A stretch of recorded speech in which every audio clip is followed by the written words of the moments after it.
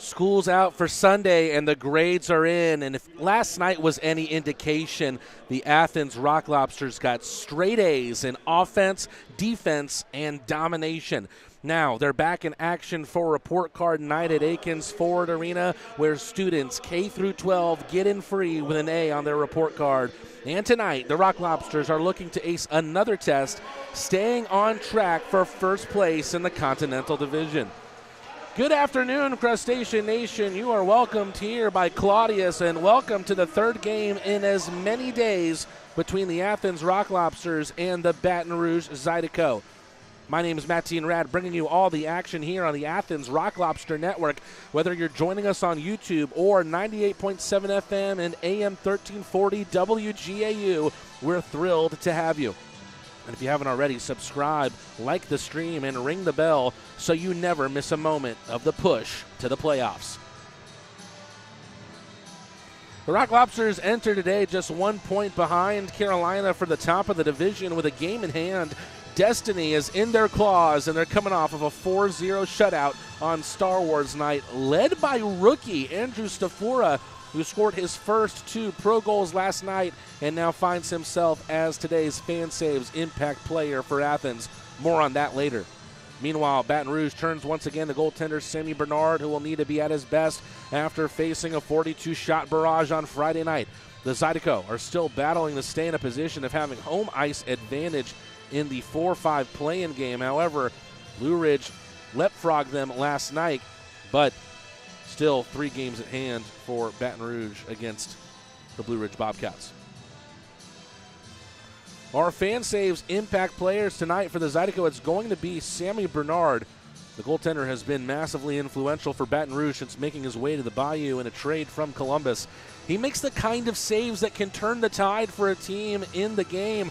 He faced a ton of shots on Friday night and kept his team in the game despite the Rock Lobsters having a ton more shots than the Zydeco.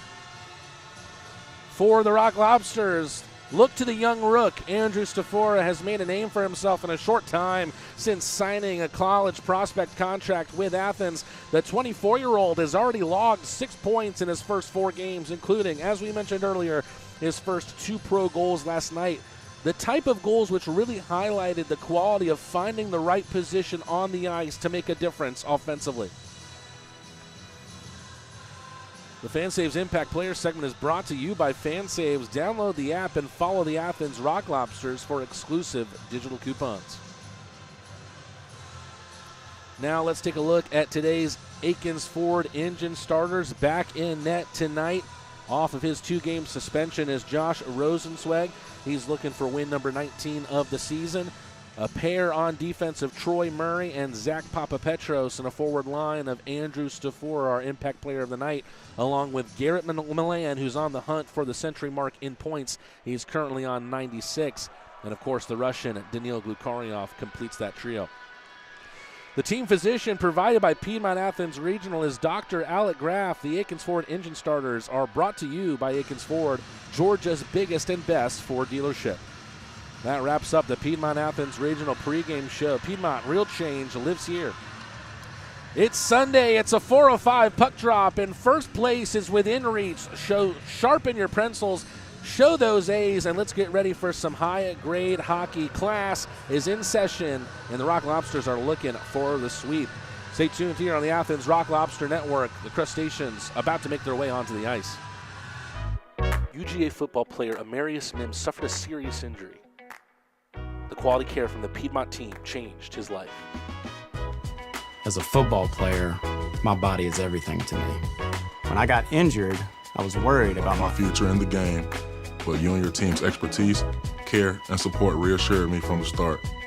I've been able to recover because of the quality care I received at Piedmont, and I am back playing at my full potential on the field. I can't thank you enough for what you've done for me, my family, and my future. Your help means the world to me, and I'll always be grateful for your part in keeping my dreams alive. How you doing? Well, I didn't know you were going to be here. Yes, sir. I'm so proud of you. So happy for you. It gives me joy to see you out there on the field doing your thing. You look good. Appreciate you. It's a good-looking ankle. I'm trying to tell you. Here come the Athens Rock Lobsters onto the ice. A special presentation of Classic City Wrestling welcomed fans to Akins Ford Arena today, and that's why you got to play a little bit of Stone Cold Steve Austin music. Wonder if it'll start this game like last night's did, with a fight right off the puck drop. Kyle Powell and Elias Thompson dropping the gloves for the second consecutive night. Saw a little bit of a conversation which looked mostly friendly between the two in the pregame warm-up. We'll see if it remains friendly between those two on the night. There's the man of the moment right now, Garrett Milan, who leads the league in the FPHL with points, goals, and assists. 96 points on the season, and with just 5 games left, can he hit the century mark on the year? Andrew Stafora joining him, of course, making an impression in his first few professional games.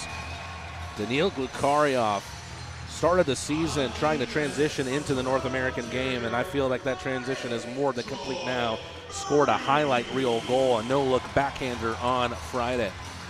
Troy Murray gets announced as one of the starting defensemen. He's back from his loan on the South Carolina Stingrays in the ECHL, and he's looked just the way he did before he left. A big body, big hits, and a solid rock in the blue line. He's joined by another Castleton guy, as Stafora is joined by Zach Papapetros. A very welcome return from suspension to Josh Rosenzweig.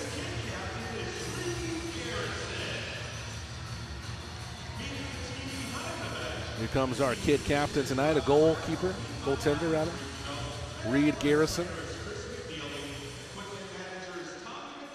It's almost time for the national anthem, and tonight it will be performed by the Classic City Band.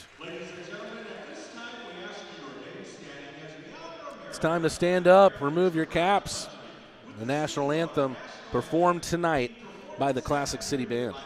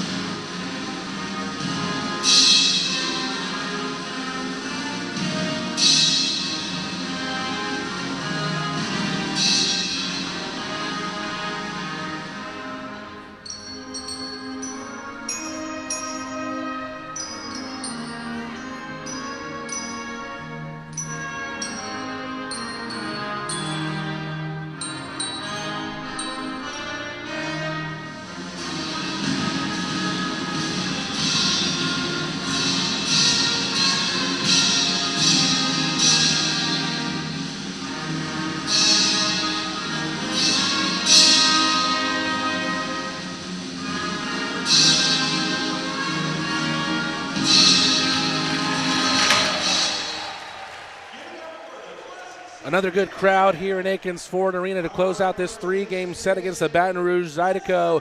The team from Baton Rouge still looking for their first win against the Athens Rock Lobsters this season. They are currently 0-8 against Athens. The Rock Lobsters couldn't complete the series sweep on the season against the Monroe Moccasins. Can they do it against another Louisiana club tonight? That remains to be seen. A lot of hockey to be played in this one. 60 minutes in regulation to be exact, and the opening puck drop is coming up right after this. Both starting fives getting in on the ice. Sammy Bernard, who the Rock Lobsters have seen multiple times, whether it be for the Columbus River Dragons or for the Baton Rouge Zydeco, is back in the net. He has faced off against Athens twice since joining the Zydeco, and he's lost both times, but a stellar performance from him on Friday night as he really kept his team in the game, making 38 saves on 42 shots in what was a narrow loss. The Zydeco scored in the last minute to make it a close game and ended 4-3. Face-off won by the Zydeco, and we're underway here, and it's dumped in all the way, and Rosenzweig has to poke it away from his crease as it was sent in by Kim Miettinen. Milan with speed right over the center of the ice, but it gets intercepted by Haggerty. Papapetros tries to send a poke in there at Chris Ciolik. Right circle shot came in from Wilson. Rosenzweig deals with it. Rock Lobsters going to be able to transition it into the neutral zone. Milan over the blue line. Has Glukarioff to his left. Hard off the end boards. Swatted away by Bernard. Glukarioff picks it back up on the near side. Murray sends a pondering puck in off the end boards, off the back of the net. Milan sweeps it back to Stafora. Stafora centering pass, but Glukarioff's shot gets blocked in from a short range by the stick of Miettinen. Glukarioff has to recollect his twig as it's lofted in the neutral zone by Baton Rouge. Here comes Wilson on the right side. We saw that a lot against William Lavalier. The dump in from the Zydeco seems to often more than enough hit the goaltender rather than the inboards. Not sure if that's purposeful or not from Baton Rouge. Alexanian, a nifty little drop pass there. Willette not really able to get any direction on his effort. Trickles from around the corner. Johnson can't stop it. Stopped at the line instead by Garrick Lindbergh. Centering pass from behind the net is only found by a Rock Lobster. Malik Johnson can't find a teammate. Another shot from the neutral zone. Rosenzweig squeezes those quads, and that'll stop the clock with 18:28 left to go in the first period.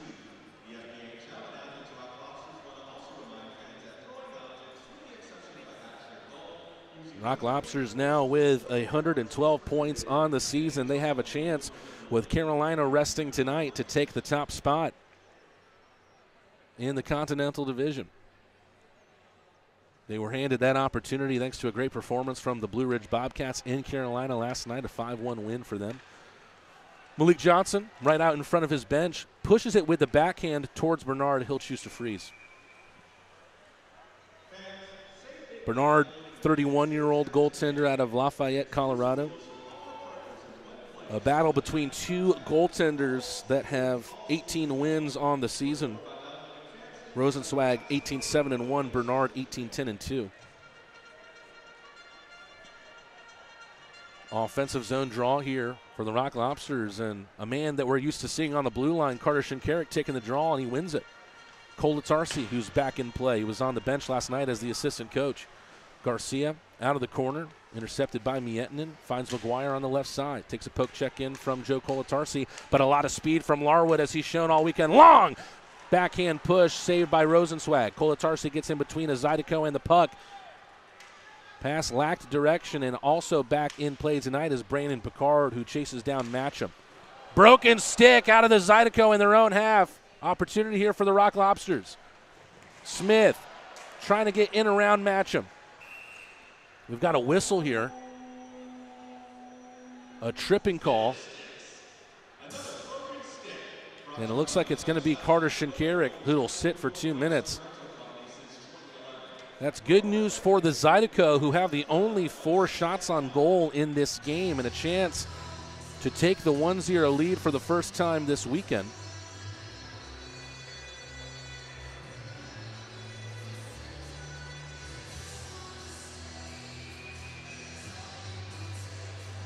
Baton Rouge Zydeco, middle of the pack in both of their special teams. They rank 7th among 14 teams in the FPHL with a 21.1% success rate on the power play. Here it starts off here. Wilson right out in front of the blue line. Linesman has to avoid the puck there. It does eventually reach Chirac. Shot came in from a dangerous position from Lindbergh. Second bite of the cherry for him. He opts for the pass. Gets it back from Wilson. Shot came in. Blocked from a close range. And now Milan might be able to spring Glukarioff. Just enough speed there in the skates of Chirac, who gets a couple pushes from Milan for his efforts. Wilson recollects. Looking pensive out of his own zone. Takes it in the neutral ice. Takes a couple of hits from the stick of Milan once again. Murray takes him into the glass. Papapetros in the trapezoid, trying to backhand it into that far corner. It eventually gets there where it meets Nick Katola. Katola, a new option for Elijah Wilson. Lindbergh. Shot that goes over the bar. I think that one took a piece of the equipment of Josh Rosenzweig. Glukarioff makes a step up. Took a check on Katola.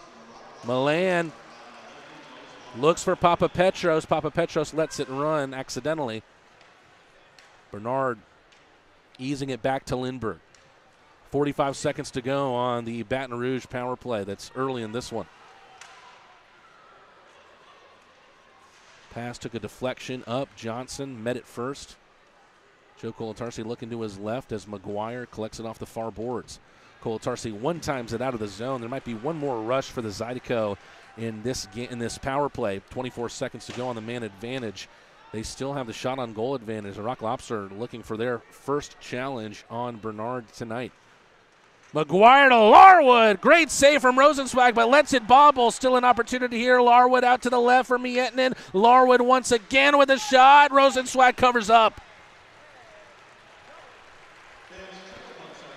Josh Rosenzweig, someone who ranks in the top 5 in the FPHL for both save percentage and goals against average.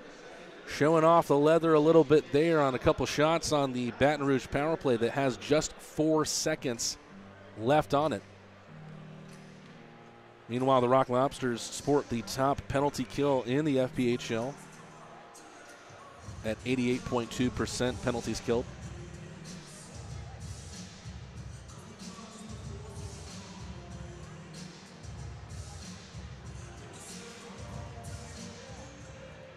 Murray out of his own zone. Rock Lobsters back at even strength. Lukaryov tried to find the puck between his skates. Ended up taking a check there from Haggerty. Milan, Shinkarik in the left circle. Goes backhand, forehand. That's the first shot on goal for the Rock Lobsters, and it's a good one from Shinkarik, who shook his way to a dangerous position, but Bernard makes the save. Carter Shinkarik on a shift there with Glukaryov and Milan. Steve Martinson sending the line that was just about to go off for a change back out on the ice.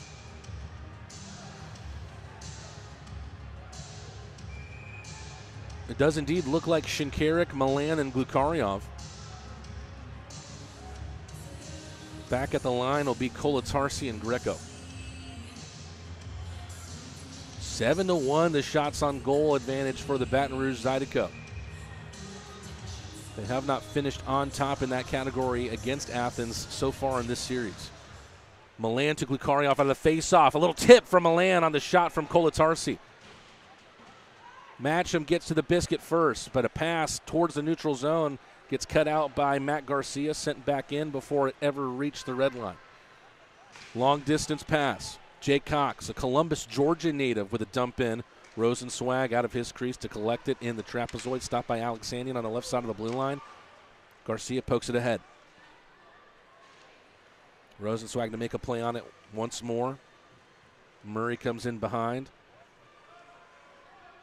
The Rock Lobsters finding some shelter in behind Rosenzweig's cage. Murray looks for the long laser to Daniil Glukaryov. Dangerous play from the Zydeco out of their own zone. Great little move there from Picard to take it around Nemiki, who was able to recover. Nemiki with a little bit of shenanigans late on last night. He might have a target on his back tonight. Picard with a setup for Smith. What a beautiful flash of the glove from Sammy Bernard. A lightning shot there from Smith will send us to our first media timeout of this game. Second shot on goal for the Rock Lobsters. Looking for more to come. Let's see if we find it after this commercial break. Since we opened in 1968, we've taken pride in our professional staff. Unparalleled customer service is our legacy. Experience the best, skilled hands and friendly faces. At Stanfield Air Systems, satisfaction is not just a guarantee, it's our tradition. Schedule online at stanfieldair.com. Farm Burger is defined by its mission, its farms, its team, and its family. In 2008, our co-founders gathered around a single idea: redefine the burger by bringing together a community of ranchers, farmers, chefs, restaurateurs, and eaters. Our promise is to strive every day and with every burger to uphold these core values to each and every one of you. We do that by holding ourselves to a higher standard. Grass-fed and grass-finished, that means our cattle are never fed grain. Our belief feeds our mission, and our mission is to feed you.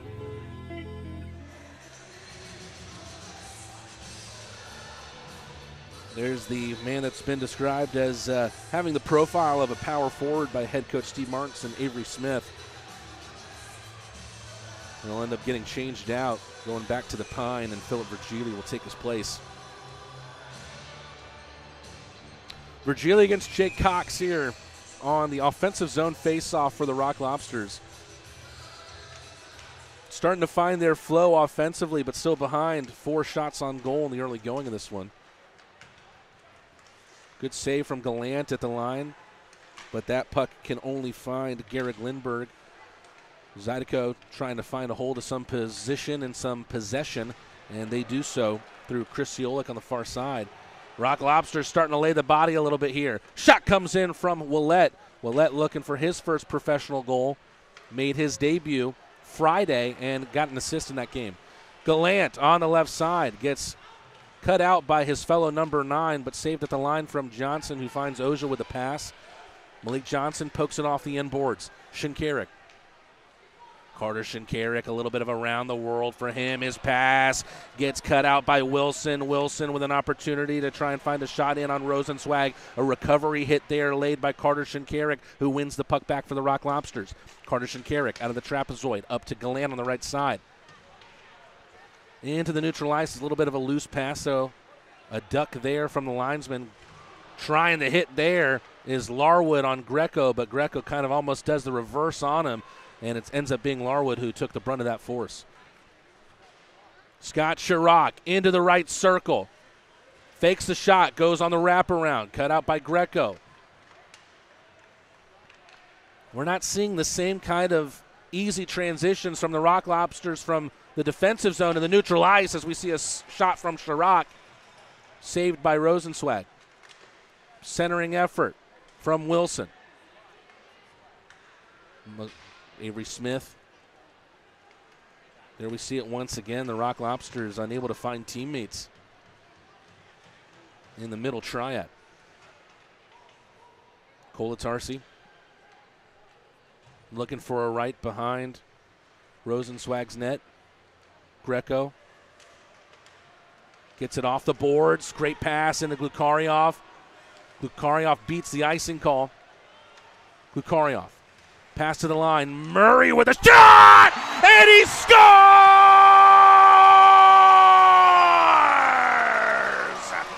Welcome back, Troy, from his loan to the ECHL. Showing why he got to play at a different level. He scores and opens up this one. Murray makes it 1-0. Let's take another look with a Crawford Laundry spin cycle, just finding Murray at the right kind of portion. Right above the 2 circles, makes the shot and scores.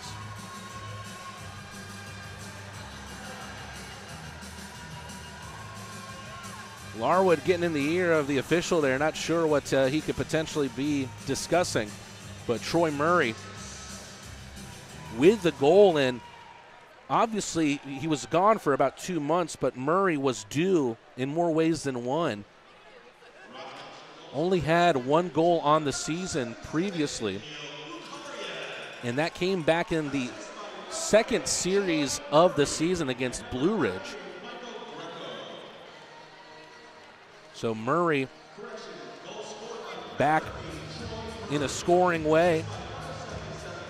Second goal of the year for him.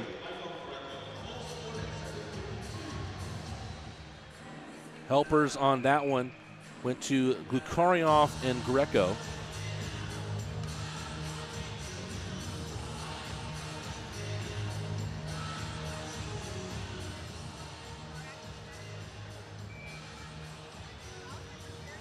Face off at center ice. After the puck was sent on a trajectory into the stands, Milan wins it on Larwood. Larwood still a young man at 28 years old, but the captain of this Baton Rouge team. Got his pro start with Zydeco. Papa Petros whistles one in off the boards. Lindbergh out of the near corner, trying to play it out of the zone, and he does. Papa Petros with the vertical there, but it'll go down as a hand pass, and I think that was almost incidental there.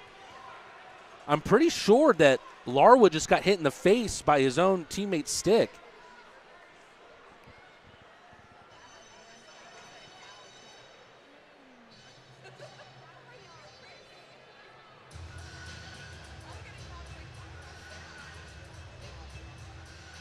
Don't get a good look at it.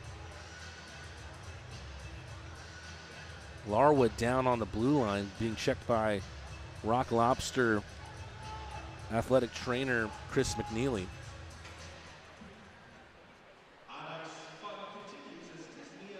Looks like we're going to a quick commercial break here. The Rock Lobsters up 1-0 thanks to the opening goal from Troy Murray. Maybe not today, maybe not tomorrow, but soon your toilet will clog again. What if it won't flush? We'll always repair it.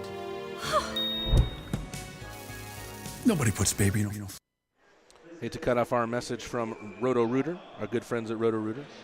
But we're back in action here. Shinkarik with the face-off against Narek Alexanian. Being jousted for on the dot. Shinkarik takes a tumble, tries to kick it back to the blue line with his skates.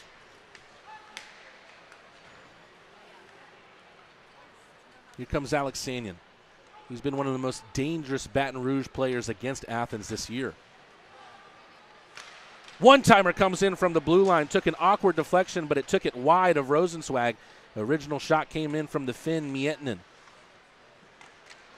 Off the pads of Rosenzweig, second bite of the cherry for the Finn.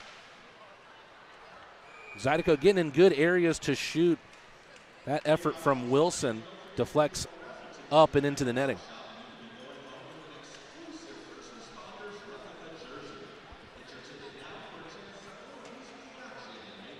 Thought there was almost going to be a penalty called there. I think a stick got lifted right in front of the Baton Rouge bench as we saw Tyler Larwood go down clutching his face.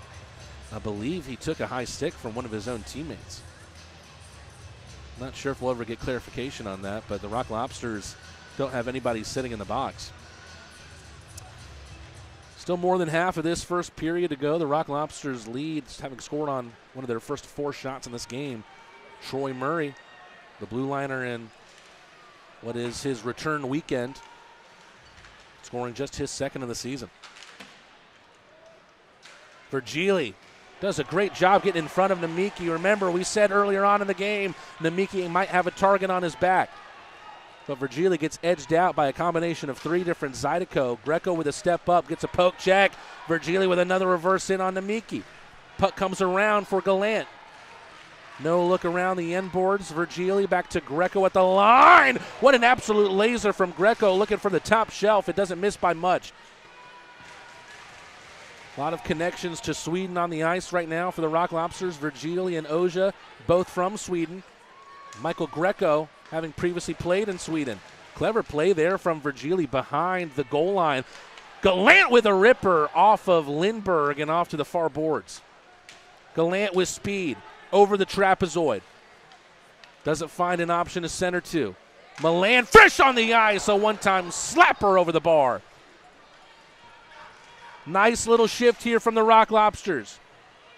Gallant off, Stafor on in his place. Milan dancing into the slot, back to Greco, return pass to Super Milan. Nice little move out of the right circle, shot saved by Bernard. Backhander from Stafora looking for his 3rd goal in 2 games, not going to come just yet. And then Johnson with a little reach out and touch me.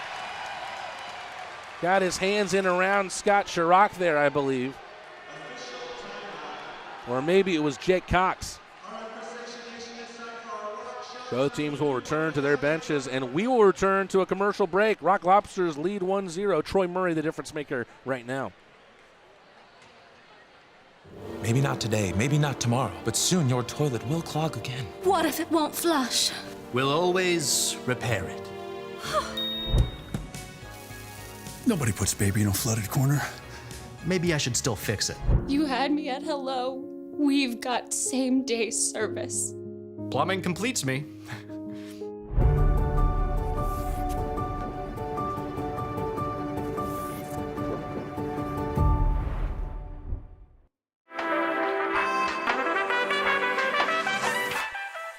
Classic City Flats is a brand new apartment community in Athens, Georgia that redefines luxury living, offering a sleek and contemporary living experience. Our impeccably designed apartment homes boast sophisticated interiors, premium amenities, and exquisite finishes, providing residents with an unparalleled downtown living experience. Classic City Flats is excited to deliver luxury apartments that set the new standard of sophisticated living in Athens, Georgia. Classic City Flats, redefining your horizon of living.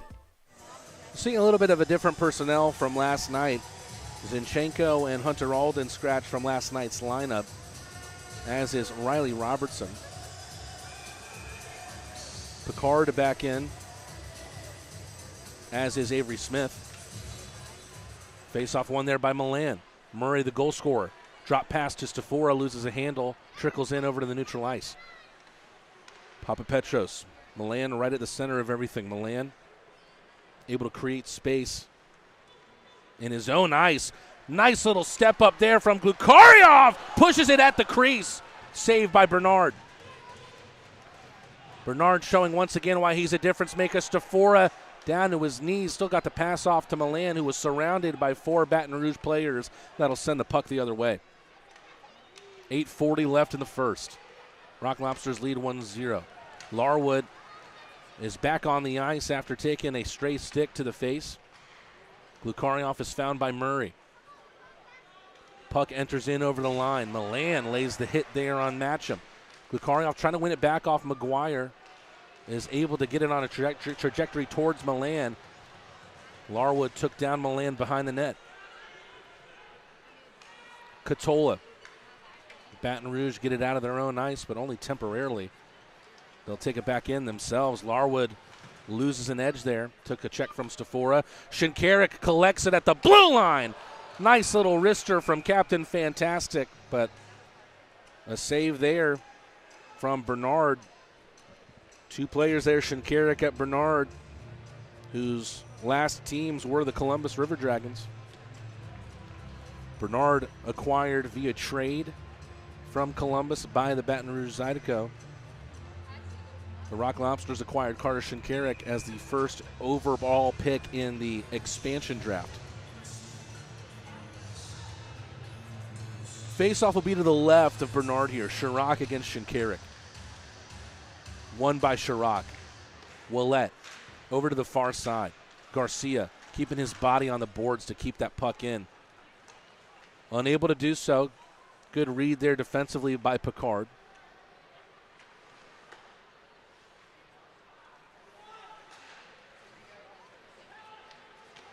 Little one-time centering pass there. Good effort from Cole Willette.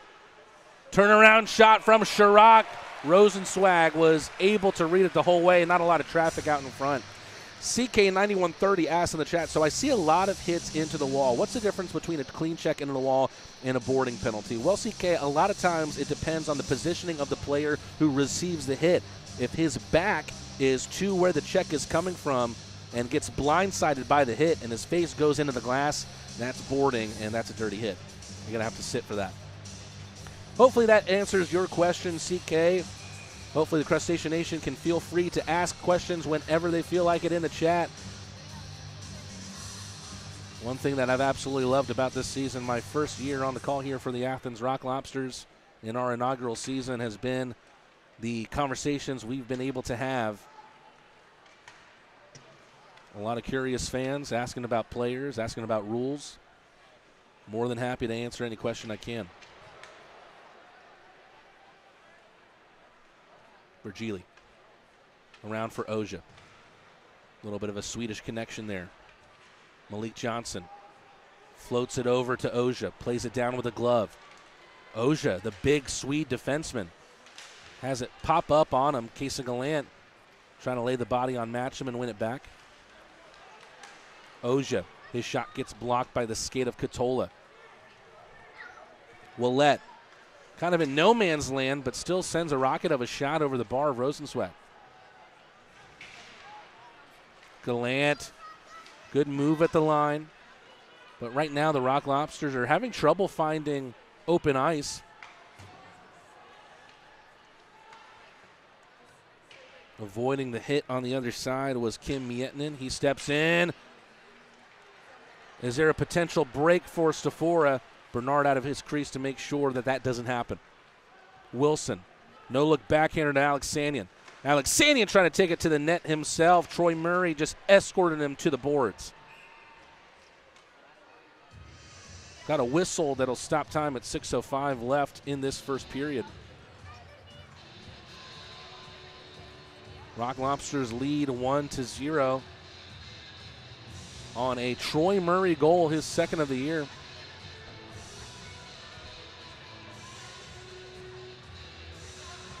This is the line that's interesting me the most right now. Captain Fantastic getting deployed as a forward, and he is between Avery Smith and Brandon Picard.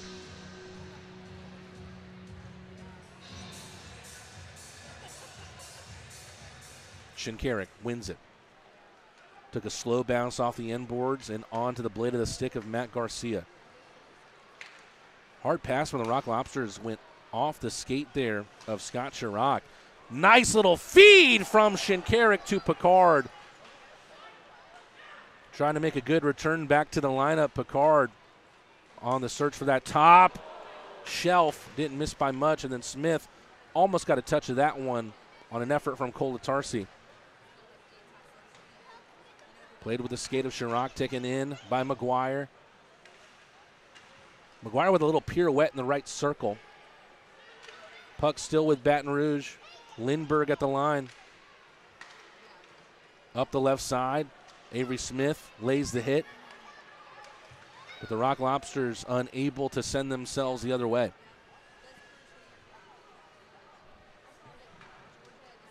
Big thank you for everyone tuning in today. If you haven't already, make sure you like the stream, subscribe to play a part of the chat. Shinkarik with a slapper in the neutral zone.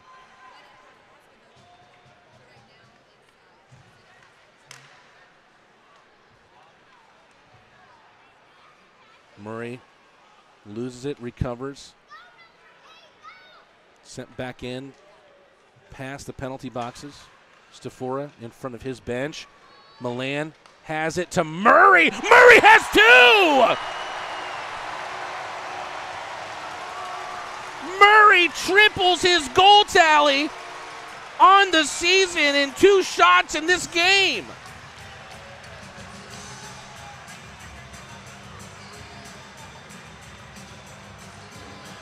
No doubt Murray came into the night and came into the weekend on his return from the ECHL South Carolina Stingrays, not necessarily having the profile of a goal scorer. He's a big body, he lays a big hit, but he has 2 big goals in this one as the Rock Lobsters are on the search for the sweep and on the search for that top spot in the Continental Division.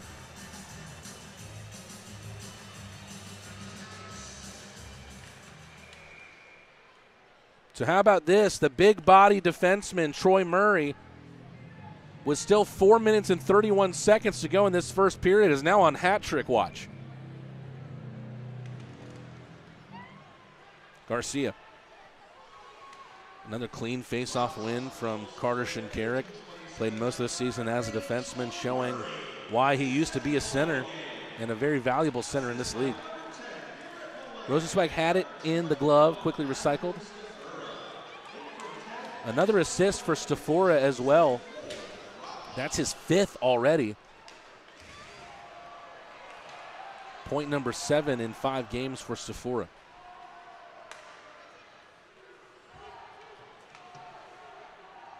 Smith chases back his own miss pass over the goal line. Picard on the near side.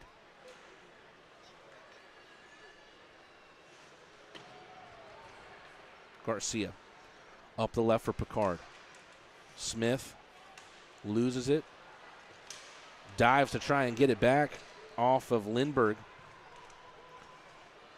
Lindbergh with a return pass from Tyler Larwood. The Rock Lobsters have numbers the other way, but Malik Johnson loses an edge on the right circle. Impressive, athletic. Rise back up to his feet, though, from Johnson. Verchili tries to lay the big hit on Ciolik. Larwood, the most dangerous Baton Rouge player this weekend. Most of that is because of just how quick he is with the skates. Two Scandinavians trying to get an advantage on one another, and Miettinen just pushes Virgili down to the ice, and Virgili loses his helmet, and his head unfortunately just bounced right off that ice. Not a pretty sight. And it's good to see at least Miettinen helping him back up to his feet.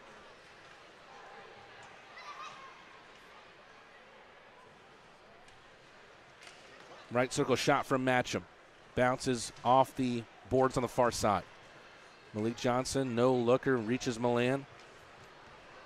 Milan dancing around, but Matcham, a more than qualified dance partner. Milan with another slapper, misses high. Ethan Matcham behind the Baton Rouge bench, slow to get back up to his feet.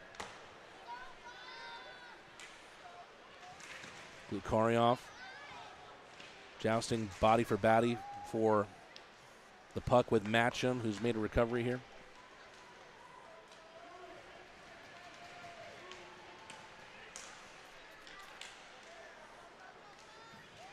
Great pass out to the front of the net. Milan with frustration. That was a great opportunity to put the Rock Lobsters up by 3. Bernard put himself right in the center of that cage and made the save.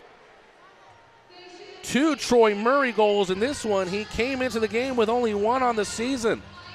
And now the big body defenseman is on hat trick watch. Unfortunately, we just saw Philip Virgili return to the locker room. Maybe we'll have an update on that later on. We're going to a commercial break.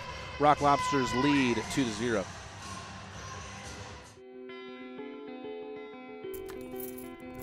Farmburger is defined by its mission, its farms, its team, and its family. In 2008, our co-founders gathered around a single idea: redefine the burger by bringing together a community of ranchers, farmers, chefs, restaurateurs, and eaters. Our promise is to strive every day and with every burger to uphold these core values to each and every one of you. We do that by holding ourselves to a higher standard. Grass-fed and grass-finished, that means our cattle are never fed grain. Our belief feeds our mission, and our mission is to feed you. Every business owner who's built a business wonders about their company's legacy. What's the path forward after they decide to take a step back? At the heart of every succession plan is a vision that safeguards hard-earned success. This isn't just paperwork. It's your roadmap, guiding a business during a change in ownership and detailing how ownership transitions and key financial decisions unfold. This instills a profound sense of pride, belonging, innovation, and commitment, ensuring a stable future for the company and a rewarding exit for you. Let's forge that path together. Welcome back. We unfortunately just saw Philip Virgili go to the locker room. And guess what? The third rematch of the weekend. Let's see what happens here. Powell against Thompson for the third straight night. Powell has gotten him the better of him on both Friday and Saturday. They lock up. There's a little bit of the slap fighting once again. Powell trying to get a hold of that collar. Powell throws the first punch. Doesn't miss by much. Thompson almost looking pensive to throw. Powell connects.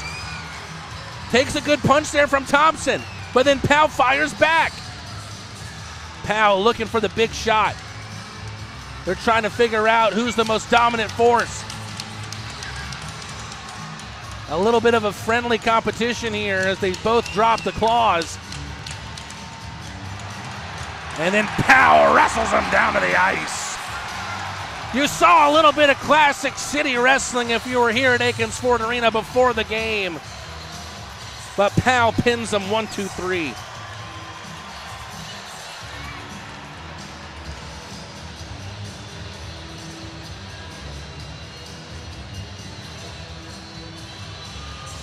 The Rock Lobsters once again treated to some entertainment. We'll take another look with a Crawford Laundry spin cycle. That interesting form from Kyle Powell. No doubt this is something he's done before, and he's a big old boy at 6'6". Finally, Powell's able to get a hold of him with that left hand on the collar and try to start throwing some shots. It's perhaps the most formidable that Thompson has looked in this trio of fights, but Powell is just too big of a bear for you to try and take down.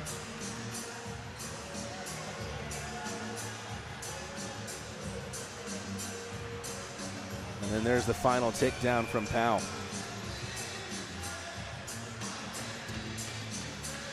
Back to the action on the ice. Wilson trying to sell something there from Smith. And it will go down as a high stick. Rock Lobsters have already killed one penalty in this game. They're going to have to kill another one as Smith goes off for the high stick.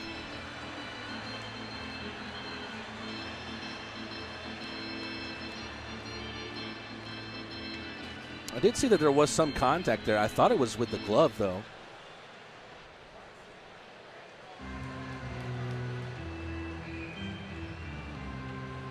Penalty was called by the official furthest away.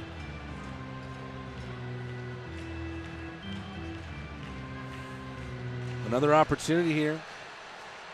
If the Zydeco don't score in the next minute and 30 seconds, the rest of this first period will be played on a power play. Skipping stone shot came in from Chirac, but it doesn't go, and the Rock Lobsters on the Leslie Jones Law penalty kill. Pardon, we have another freeze of our clock, our score bug. I'm not sure why that's been happening as of late. Again, we'll be able to try and fix it in the first intermission, so stay tuned with us here. We also have our Coach's Corner segment. You might experience a slight pause in the stream, but we'll get that right back up so we can try and fix our score bug. Once again, our apologies for the technical difficulties. Meanwhile, on the ice, the Rock Lobsters having a great start to this penalty kill. Sammy Bernard caught out here by Garrett Milan. Takes it to the left. Milan now getting pinned in the far corner, just shaving more and more time off of this Baton Rouge power play, who's already 0 for 1 on the night. Couple pushing and shoving there between Lindbergh and Milan. McGuire, one of the most gifted skaters of this Baton Rouge team, gets absolutely clocked by Murray in behind.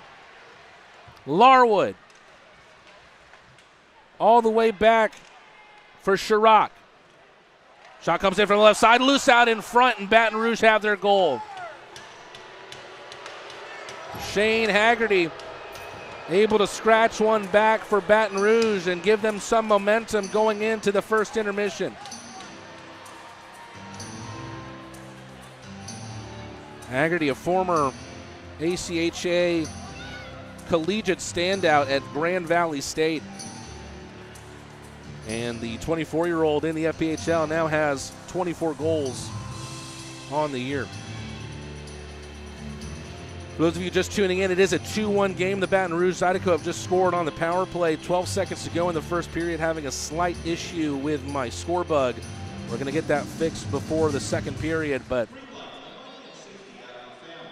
we're going to have to cut off the stream very, very temporarily. Hopefully you won't experience any pause, but it's very, very possible. There's a discussion here between the officials. The captain for the Rock Lobsters, Carter Shinkarik, and Elijah Wilson, who has the A on his jersey. Carter Shinkarik remains in conversation here.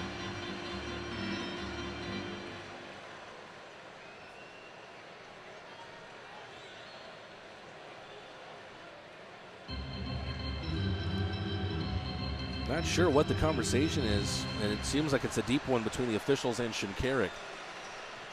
As things stand, it's a 2-1 game. Rock Lobsters had a 2-0 lead thanks to a pair of goals from Troy Murray. He came into tonight with 1 goal on the season. Referees getting together there.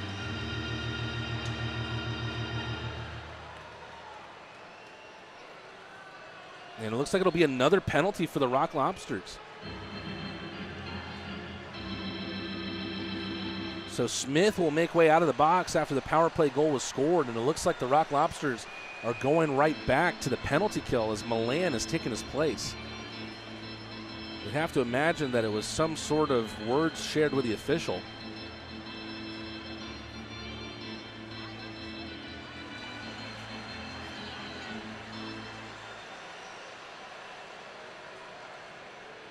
Rock Lobsters right back to the Leslie Jones Law penalty kill.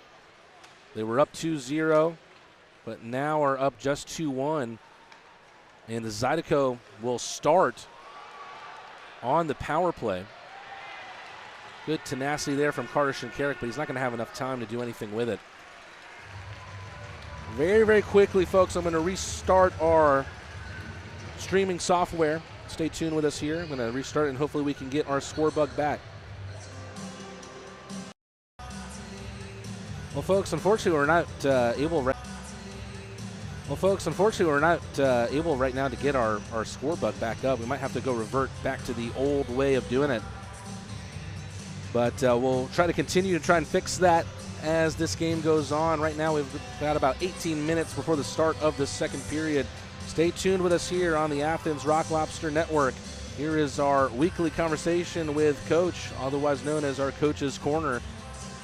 Here it is, a little bit of a discussion between me and head coach Steve Martinson about that 6-game stretch in 7 days we just had. Hey there, Crustacean Nation. It's voice of the Rock Lobsters, Matt T. and Rad, back for another Coach's Corner. At the time of recording, the Rock Lobsters had most recently come off of a span of 6 games in 7 days and won 5 of those 6. As always, I'm joined by Athens head coach Steve Martinson. Coach Marty, the last time we talked, guys were asking you about practice, and you had said, hey, let's just roll the lines because we're not doing what we're practicing right now. To me, it had sounded like a challenge from you to the boys. How do you feel like they responded to that challenge? Well, I mean, obviously we had a pretty good week. Monroe is really, they found some way to beef up their lineup, and, they pulled players. They had multiple teams. So anyway, they had a much better lineup, but ultimately, I thought we played well. I thought we played well in the game that we lost, but we were soft on a couple of goals. The back checking on one goal wasn't very good, and it ended up costing us the game. But anytime you play 6 and 7, now they played 6 or 5 and 7 nights. They had Sunday off, so it's one less game for them, and then one extra day. So whenever you get behind and you're the more tired team, it's going to hurt you. But on the other hand, I thought, for the most part, our guys really competed hard. We almost came back. We had great chances. I thought their goalie was unbelievable. So it's one of those games you hate to lose, but we didn't lose in a bad way. That 6-game stretch started with the team clinching a playoff spot with a 4-1 win against the Zydeco in Baton Rouge. I know it's something that probably felt like a certainty for quite some time, but was that something that was celebrated by you and the boys at all? Certainly wasn't by me. I mean, it was never even something that even entered my mind. I heard, I hear people mention it once in a while, but to me, it was insignificant. It was something that we knew from the get-go. I guess when you're putting the team together, it's a little bit different in the summertime, and you think that you're putting together a good team. But for me, I'd never seen the league and really had no idea, what really to expect. So, but I mean, it's just an afterthought. We knew we were making the playoffs, and really all we've been, my big concern is if we can make it to be number 1 in the division. That's the only concern I've ever had. We'll talk about that a little bit later in the show. Do you consider it, especially looking back then in the offseason to now, do you consider it an achievement for you on a personal level at all to get to the playoffs with a team in its first year in the pros? Again, I would just look at that as an expectation. I think when they hired me, they expected it, and I expected it. And again, I don't want to sound arrogant or egotistical, but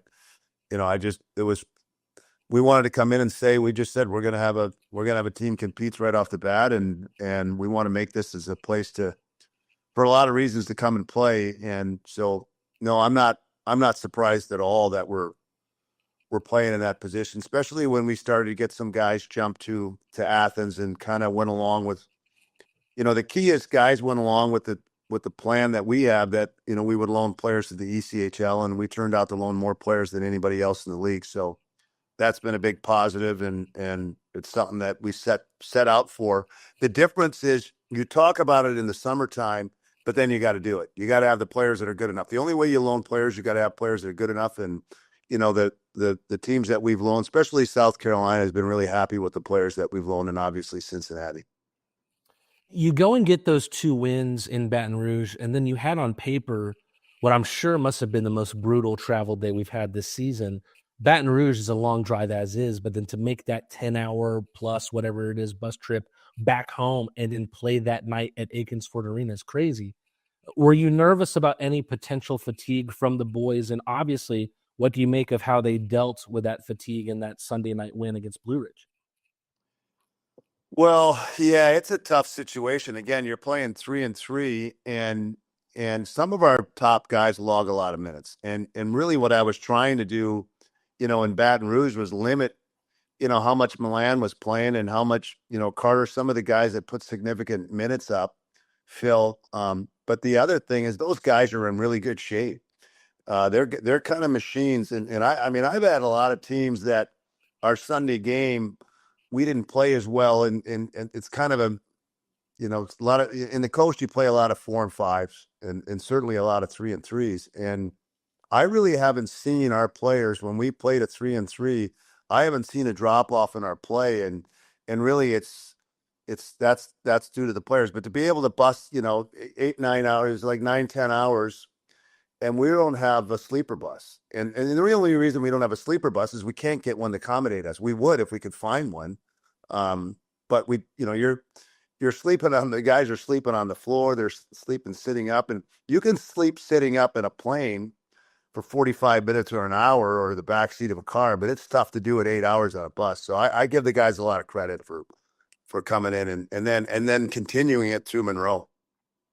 That Sunday game against Blue Ridge, a big 7-1 win. It was very simple for me on the call to create this storyline about a redemption win against the Bobcats. They took 2 out of 3 against us the last series we met. Going into a game like that, are the previous losses against Blue Ridge something that you use to try and evoke an emotional response from your team before puck drop?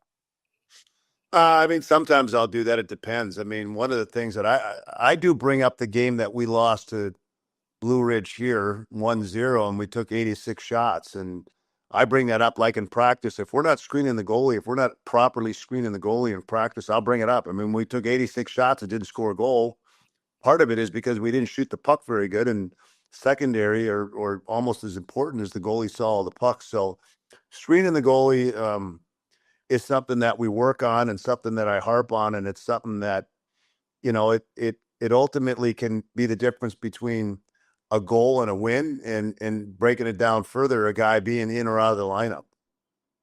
Are you happy with anyone in particular right now in that target area to try and get dirty in front of the crease and create problems for the goaltender? Is there anyone you're happy with in that regard right now? Well, some of the guys that, obviously Virgili does it well. Malik, I see Danny Glukaroff, he's good at it. And other guys, they'll tend to be there, but they're turning sideways and trying to tip pucks. And you got to get your back right in front of the goalie, and you have to be able to tip the puck while you're looking at it, not turn sideways and let it get by you. So it's a skill, and it's something that you got to be a little bit hard to do, and you've got to be tough and be willing to, you got to be willing to get hit with pucks sometimes too. But that's where the puck's coming. If you want to score goals and if you want to help your team win, it's one of the sacrifices you have to make to get the job done. Right now, Kason Gallant is on a great run right now. And in that Sunday game versus Blue Ridge, I think he had his best performance of the year. 2 goals, 3 assists, and he was affecting the game in so many different ways. We've seen his talent all year long, especially on the scoring side. But do you think the mid-season addition of this kind of more gritty side to his game has paid dividends for him and the team? Well, yeah, both obviously himself and the team. Anytime you have a player that's that plus in scoring goals, because sometimes you'll have a guy that helps the team. He scores a lot of goals, but he's even. He scores a lot of goals in the power play, and that still helps the team.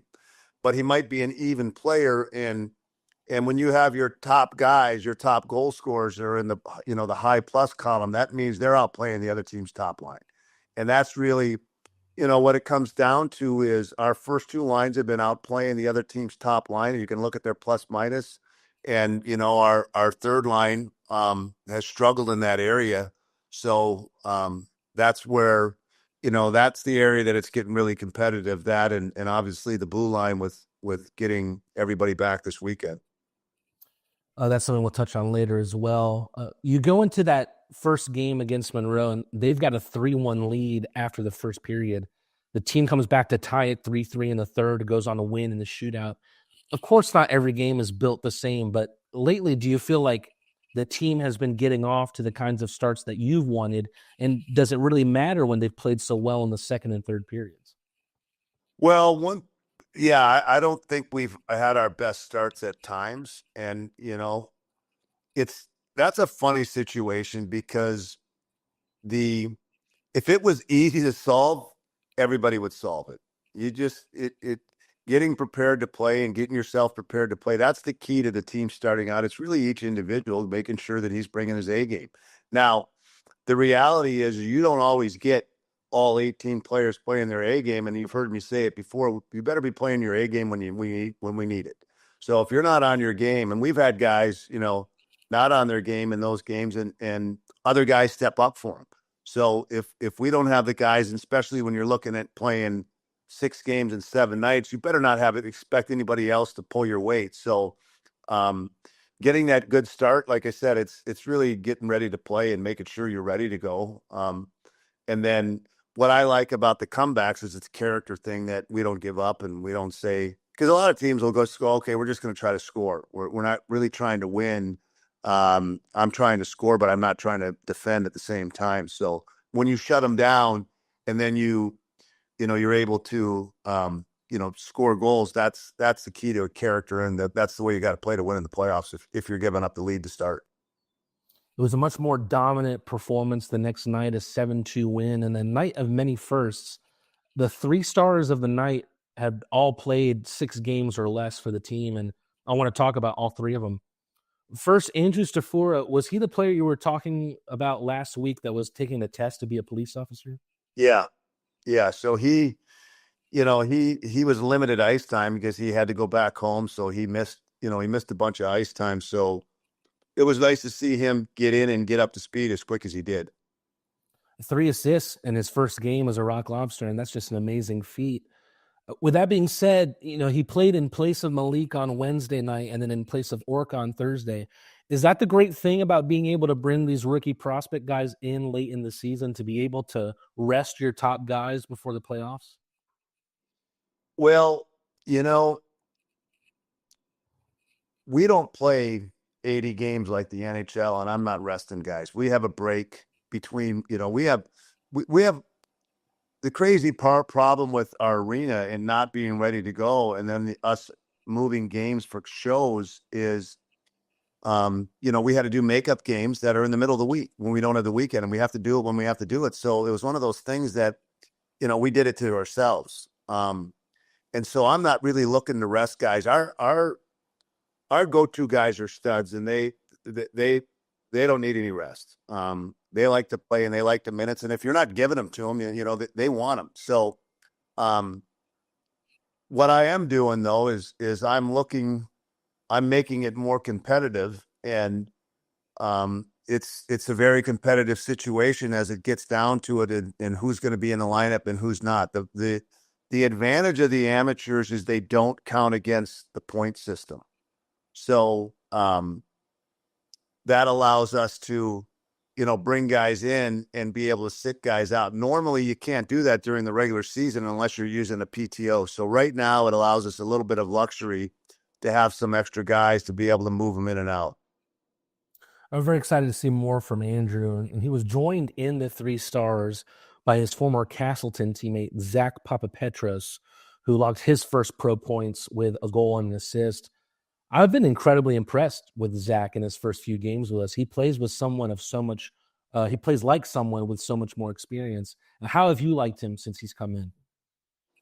Yeah, so it's funny because he played 1 game in Quad Cities, and he's kind of a funny skater, but he's a really effective player, and he's a really heady guy. So he knows where guys are when he gets the puck. He makes little dink passes and he jumps up in the play. Our style fits him pretty well.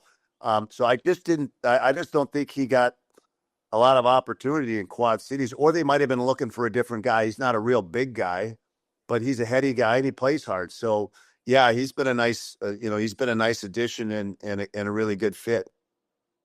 As we mentioned, Papa Petros and Stafura both previously played at Castleton together, along with Brandon Picard. We've also had Dominique Rodriguez this year, who was at Castleton as well. Is that a situation of Picard coming to you and saying, hey, I know these talented guys who are looking for an opportunity, or is Castleton just a program that you've had a special eye on? Well, yeah, the way it works a lot of time is in any business, it's referrals.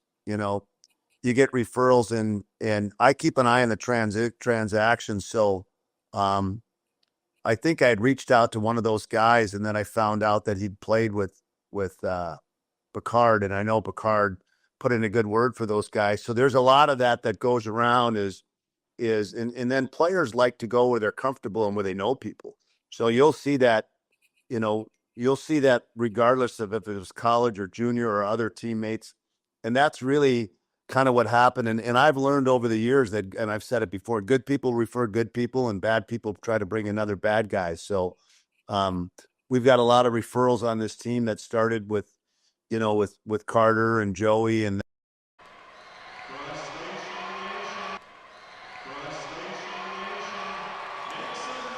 thank you, folks, for bearing with me for the technical difficulties that we've had here. But we've got our score bug back, thankfully.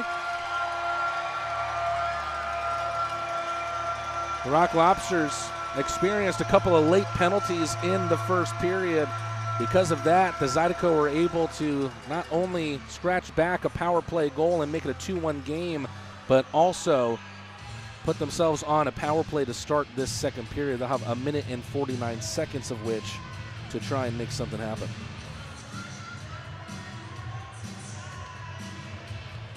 Rock Lobsters looking not only for the weekend sweep of the Zydeco, but also for the series sweep. Right now, the Rock Lobsters currently 8-0 against the Baton Rouge Zydeco. It has been a fun weekend, a party in every sense of the word, and it's a good reminder that the time is now. Season tickets for the upcoming Rock Lobster season are officially on sale. Lock in your seat and be part of every hard-hitting, goal-scoring, crowd-roaring moment right here in the tank, Akins Ford Arena. Don't miss your chance to experience the energy, the excitement, and the best hockey in the Classic City all season long. Scan the QR code on your screen now to secure your tickets and join the Rock Lobsters family today. You might hear some extra cheering as Josh Rosenswag's fan base behind his net. We're giving him a round of applause for his stretching. And also very good to see on the right side of your screen there, you see Philip Virgili in discussion with the bench, and very, very good to see him back on the ice. He took it was a dirty but an accidental hit, which Kim Mietinen tackled Virgili in from behind, and Virgili's head dangerously off the ice. He lost his helmet in that process. Good to see Virgili back in competition for this second period, because the Rock Lobsters are going to need him not only for this game, but down the stretch.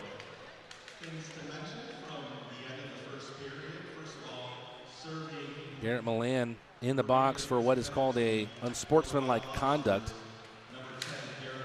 Heard that it was for him potentially ripping the stick out of a player's hand. Not something I got my eyes on. Alex standing out of the corner, behind for Wilson, back at the line. Chirac, back to Wilson. Right circle, steps on the brakes. Chirac to the left for Lindbergh. Has Johnson in front of him. Haggerty out to the left. Puck over to Lindbergh. Wilson in the left circle. Centering pass! Great save from Rosenswag, who swallows it up. Haggerty looking for his second of the game.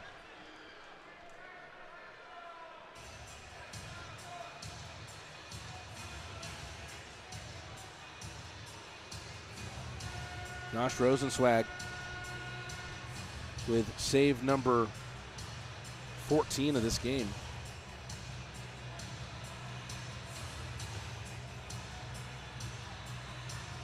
Here's Philip Virgili's first action of the second period. He'll take the face-off here. You could tell it was accidental between him and Miettinen because Miettinen then helped him back to his feet. Philip Virgili had to skate off the ice and back to the Rock Lobster locker room. Minute 4 seconds left on this Garrett Milan unsportsmanlike conduct penalty. Zydeco won't get much better chances to tie this game up at 2. Haggerty with the power play goal late on in the first period. Troy Murray with the 2 goals for the Rock Lobsters coming into this game, having scored just 1 on the season. It came in the second weekend of the season against the Blue Ridge Bobcats. Big 10-2 win for the Rock Lobsters in that one. The only other Troy Murray goal on the season. Haggerty. Up the left side in the corner for Wilson. Takes a poke from Oja. Wilson over the trapezoid. Backhands it. Shorts recollected by Alex Sanyan. Chirac with a shot. Rosenzweig lets it spill. He goes into the slot to collect the biscuit.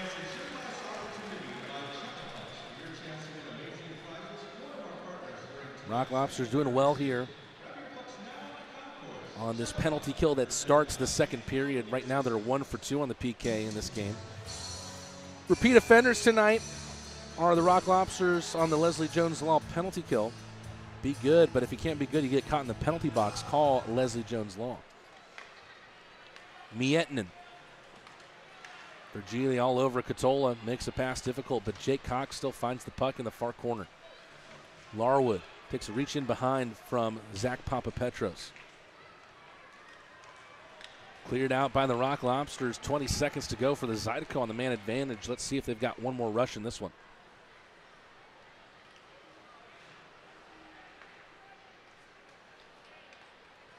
Baton Rouge get it out of their own half.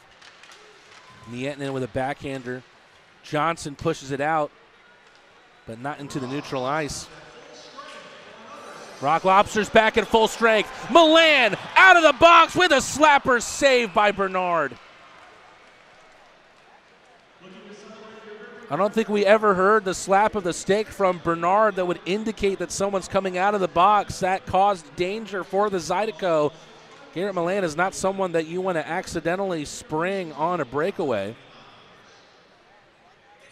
And Milan opted for the slap instead of taking it to the crease. Garrett Milan already with an assist tonight on one of the Troy Murray goals. That puts him on 97 points on the year. As we mentioned in our open, Milan leading the FPHL in goals, assists, and points. Here's Glukaryov. Danny Dangles into the right circle. Someone lost their stick. Troy Murray pushes it in behind. Garrett Milan lets it run for the big body defenseman who's on hat trick watch. Good save at the line from Papapetros, but his shot gets blocked, and now here's a break on the other side. Troy Murray commits the penalty, and now the Zydeco will be going to another power play. They get the extra attacker on as Bernard's to the bench. Glukaryov will touch it. And for the third time in quick succession, we are going to the Leslie Jones Law penalty kill.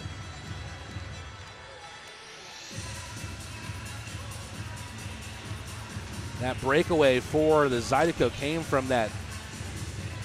Papapetros did a great job at saving the puck at the blue line, but then tried the quick shot, was blocked at a close range, and that just sprang the Zydeco the other way.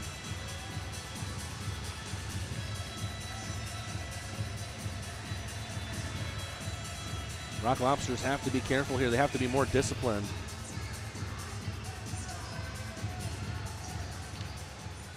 They're a top half power play, are the Zydeco. If you give them too many chances, no doubt they will find the back of the net. They already have on the man advantage once tonight.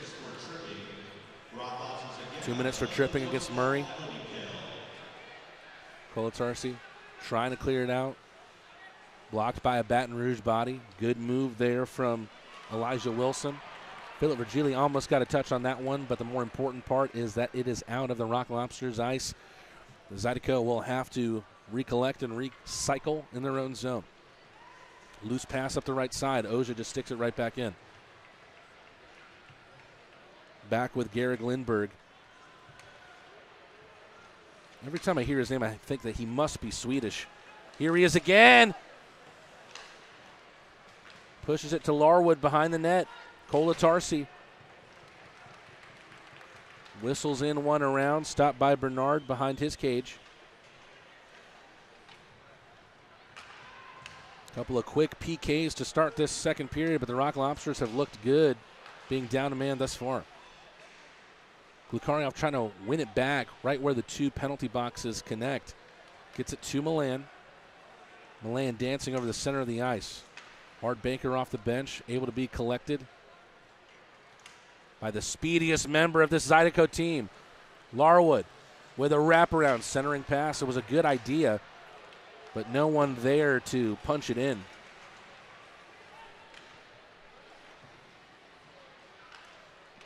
Larry Wise asking, any way for me to get the audio in the car? Are we on the radio somewhere? Yes, we are. 98.7 FM and AM 1340 WGAU. Shinkarik getting tied up there with Kim Miettinen in the right offensive circle for the Rock Lobsters. Katola with some speed, moving from left to right. Tight angle shot came in there from Elijah Wilson. He knows about a tight angle shot. Now it's Murray. Murray out of the box, trying to find a window of opportunity to send a shot into and potentially collect on his hat trick. Drops to Picard, doesn't take the puck with him.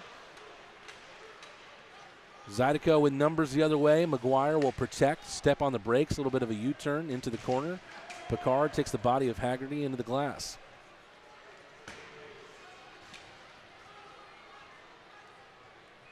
Icing goes against the Rock Lobsters. Little more than 5 minutes gone.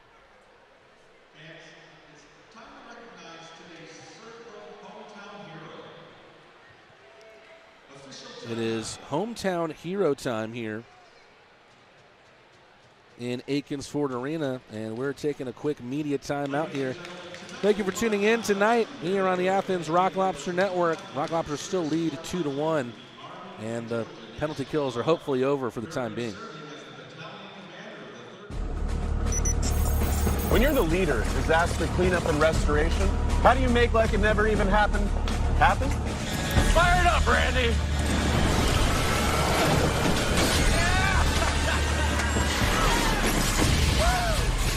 By being prepared for anything!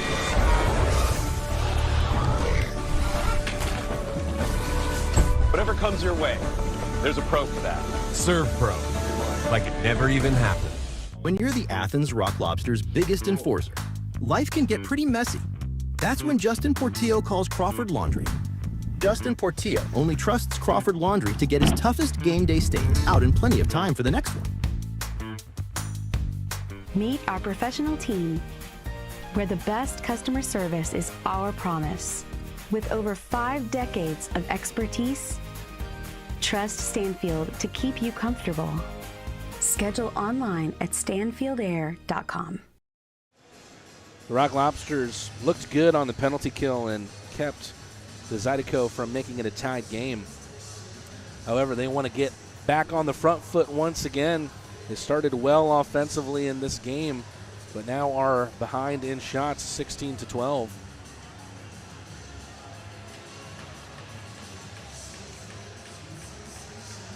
Carter Shinkarik will take the draw.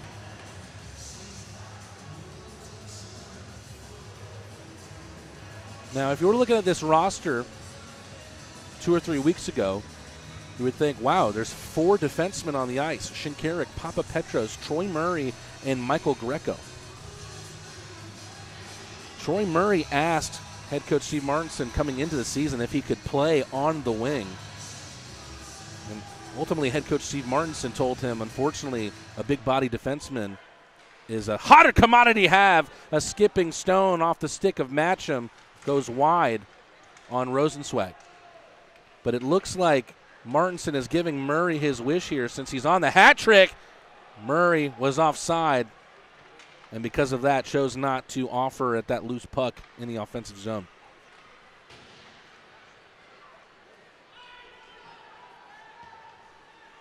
icing against the Zydeco. I was looking over, and I almost got flabbergasted looking over at Sammy Bernard.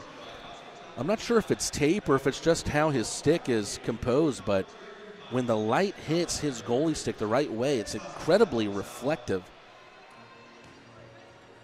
Probably a good way to put off a score. A lot of happy birthdays for DJ Webster in the chat. We had a chance to talk with DJ Webster. He is our Lobster Tales for this weekend. Stay tuned during the second intermission to listen to our Lobster Tales segment with Akins Ford Arena's own DJ Webster.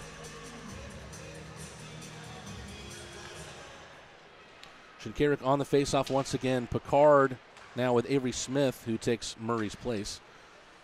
Good win back there from Smith. Only lasts so long, and it'll be probably another icing here. No, a good win on the foot race from Wilson, able to beat out Garcia. A calamity of bodies, about 4 of them behind Rosenzweig, trying to sweep this puck out. Joining along is Kolatarsi.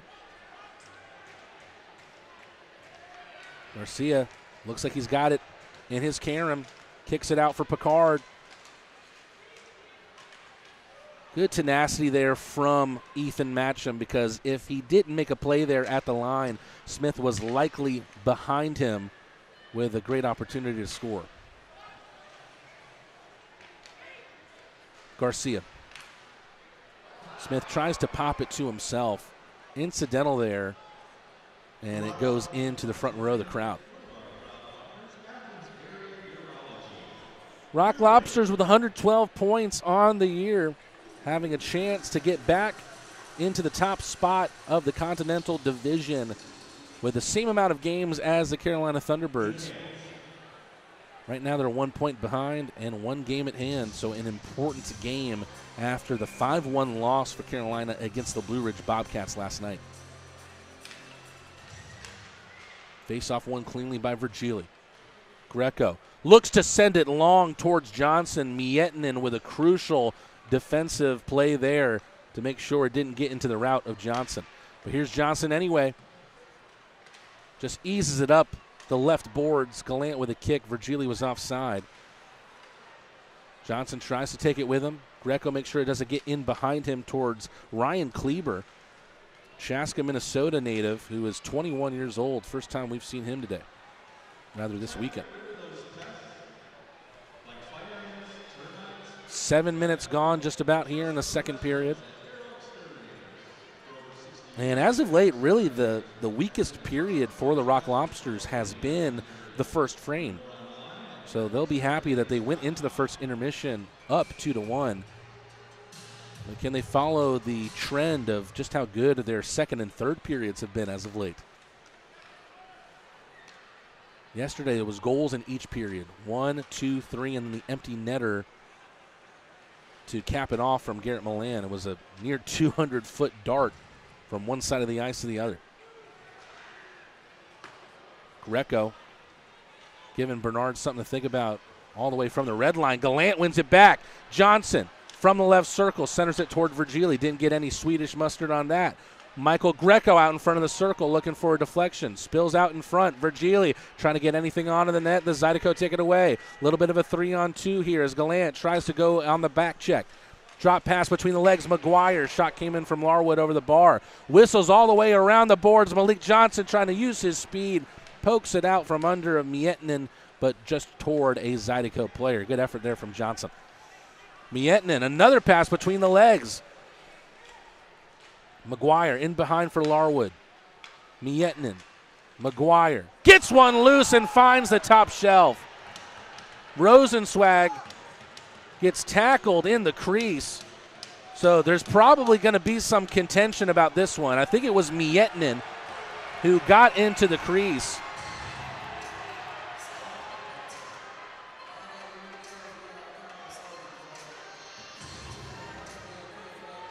McGuire will score.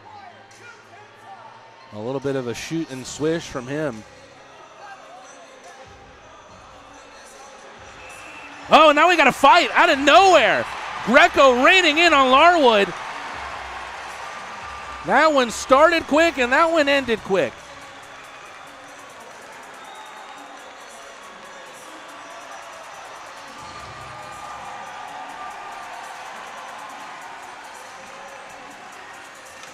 Now, I think Greco's getting thrown out of this game.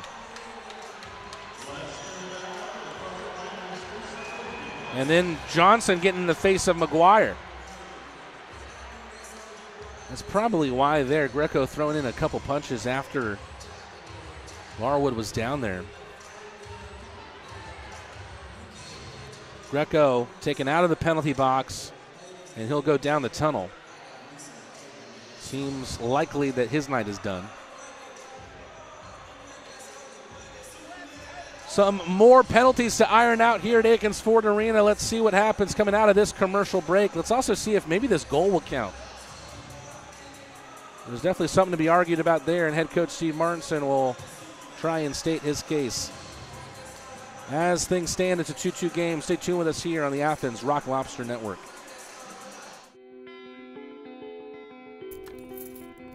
Farm Burger is defined by its mission, its farms, its team, and its family. In 2008, our co-founders gathered around a single idea: redefine the burger by bringing together a community of ranchers, farmers, chefs, restaurateurs, and eaters. Our promise is to strive every day and with every burger to uphold these core values to each and every one of you. We do that by holding ourselves to a higher standard. Grass-fed and grass-finished, that means our cattle are never fed grain.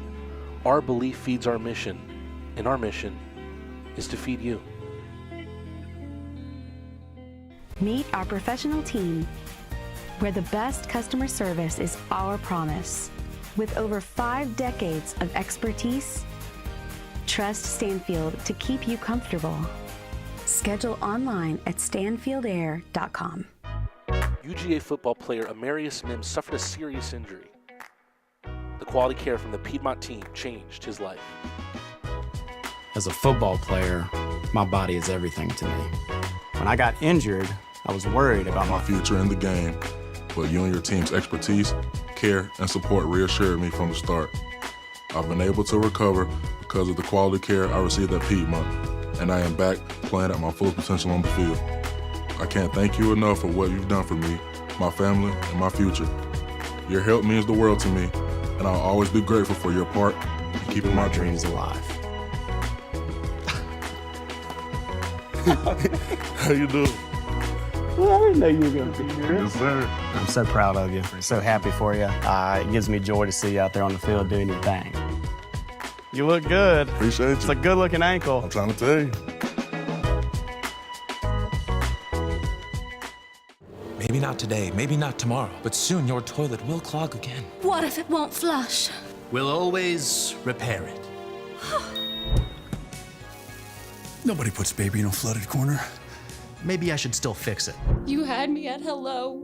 We've got same-day service. Plumbing completes me.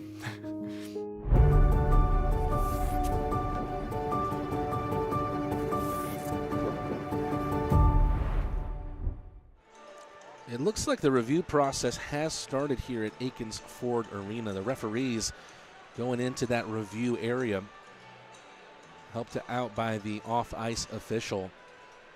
Collision came in on Rosenzweig, and probably the debate will be for the referee at what happened first. Did the collision happen first, or did the goal happen first? It was a very, very bang-bang play, but as things stand, we've currently got a 2-2 scoreline.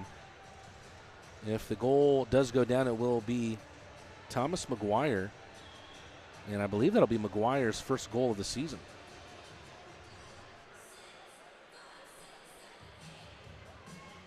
The referees now doling messages out to Carter Shinkarik, the captain, and Elijah Wilson, the alternate captain.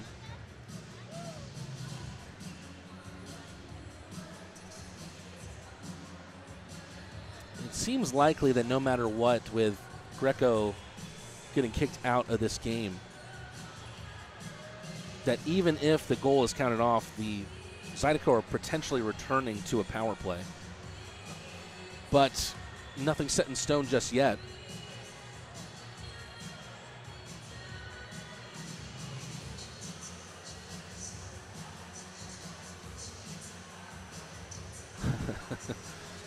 It's like that very, very young fan enjoying hot to go here in the arena.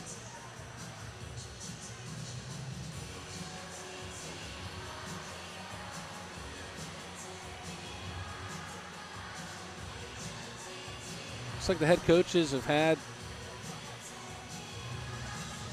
what's going on explained to them by their players.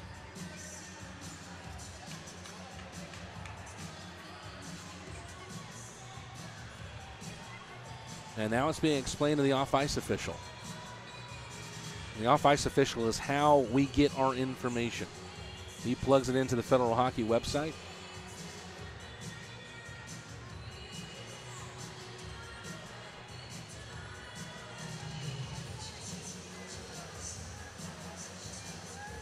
A young contingent out here tonight in Akins Ford Arena for report card night.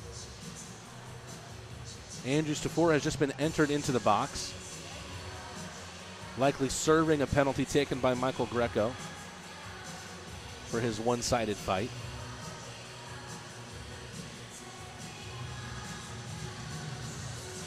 Looks like they're collected around center ice right now, so you would think a face-off like what would happen after a goal is scored. Michael Greco right now given a roughing minor and a misconduct for inciting an opponent. The roughing minor will be served by Andrew Stafor. So it will indeed be a 2-2 game, and the Rock Lobsters back on the Leslie Jones Law penalty kill. To their chagrin, they have been repeat offenders tonight. When the game is done, they might have to call Leslie Jones Law.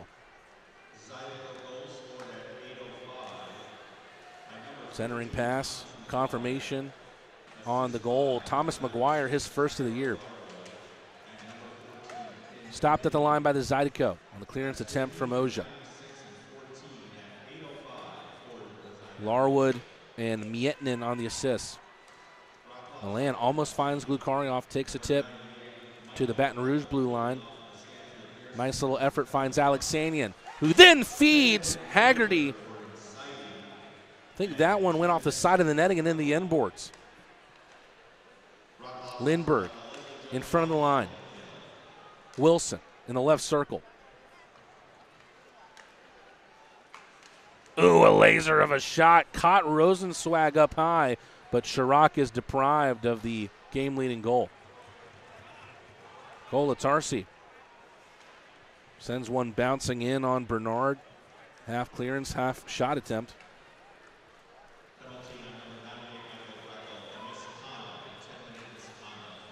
Ciolik centering pass toward Haggerty.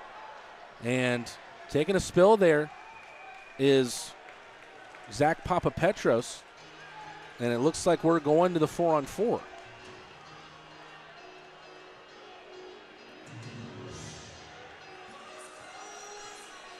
I believe it'll be Haggerty who scored the Zydeco's first goal to make it 2-1, who will now sit.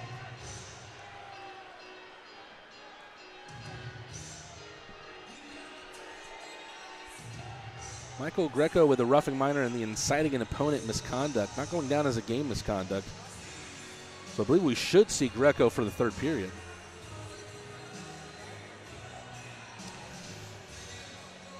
It'll be 34 seconds of 4-on-4, and then the Rock Lobsters will have another power play for 1:26.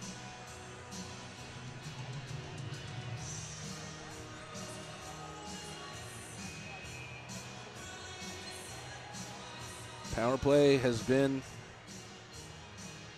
a good sign for the Rock Lobsters and Philip Virgili as of late, having scored in 2 nights in a row on the power play. Murray, he's looking for the hat trick though. Centering pass on the left side. Perhaps the Zydeco think the shot's coming in from Murray. When they think shot, you pass. Papapetros at the line, back to Murray. Has a couple steps in front of the right circle. Steps on the brakes, finds an option in Papapetros. Papapetros trickling in, shot. Out in front was Picard with a quick redirect. Exactly half of this game to go, and exactly 6 seconds left on this 4-on-4.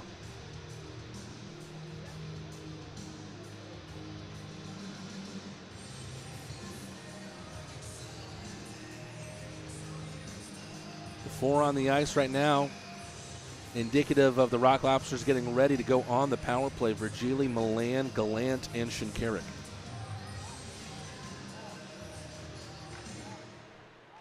It's been a while since we've seen a Kaysen Gallant power play goal. He took the lead in the FPHL in the midweek games against the Monroe Moccasins. Has 14 on the year. That still leads the league. Stafor will join them. Shinkarik over the left side of the blue line. Will stop, find Milan. A pass that rides the line. Milan tiptoeing into the right circle. Pass to Virgili. Shinkarik with a one-time slapper. Pad save by Bernard. Stafor at the center of everything. Gallant wins it back. Gallant with the power play goal! It's almost like we set him up or something.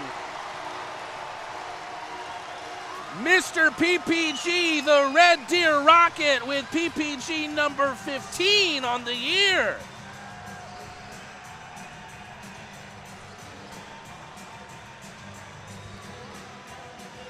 And now Kaysen Gallant moves even with Garrett Milan at the top of the FPHL rankings for goals as well. That is number 35. It just seemed like the Zydeco couldn't get the puck off of Gallant, dancing around a little stick handling clinic there from Gallant in the left circle. Lets the shot loose, and it beats Bernard. It was looking dangerous there for a second, but the Rock Lobsters have their lead back in the halfway point of the second period. And we've got another fight here. Garcia, he wants to take on Namiki. We knew he had a target on his back. Garcia looking for revenge on Namiki. Namiki, the Japanese-born defenseman, getting deployed as a forward last night. He misses with the overhand right. Garcia stinging him in the body. Oh, Garcia throwing for all he's worth.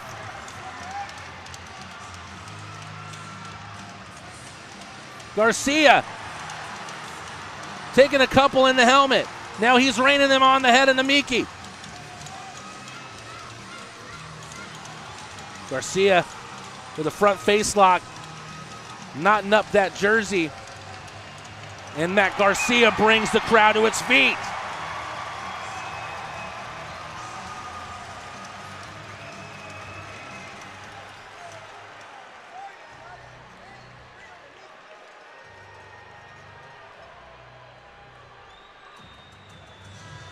Matt Garcia and Rio Namiki with a great little bout right there.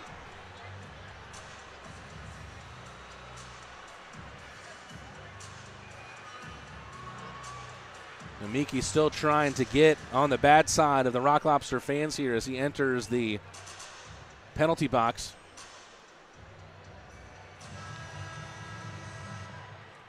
Looks like we've got a timeout here. We're going to go to a commercial break, fresh off the Matt Garcia fight and fresh off a power play goal, number 15 on the year for Kaysen Gallant. He's now level for the FPHL leading goals with his very own teammate here at Milan.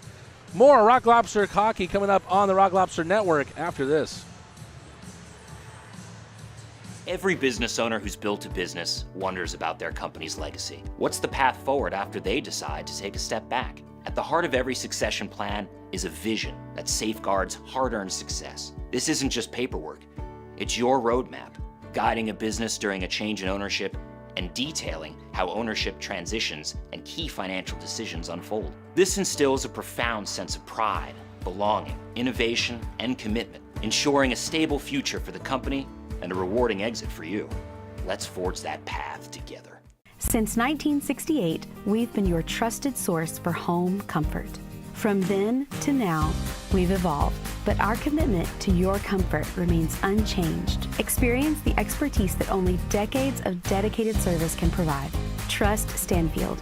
We've been keeping homes comfortable for over 50 years. Your comfort, our legacy. Schedule online at stanfieldair.com.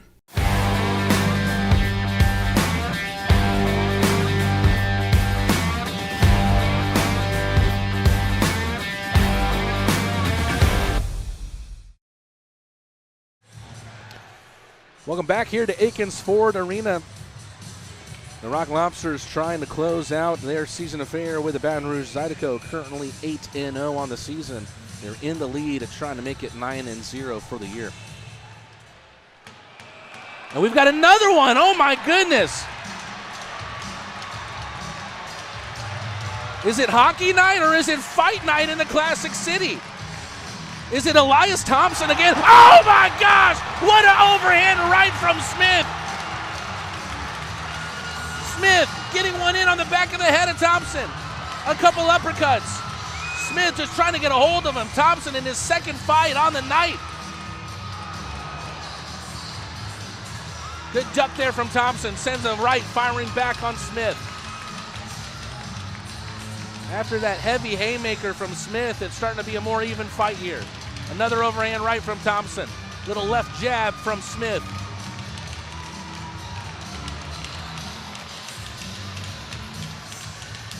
Thompson with another right. He's got Smith pretty tied up. But Smith now fires back, and then he takes him down! What are you, Elias? 0 for 4 on the weekend.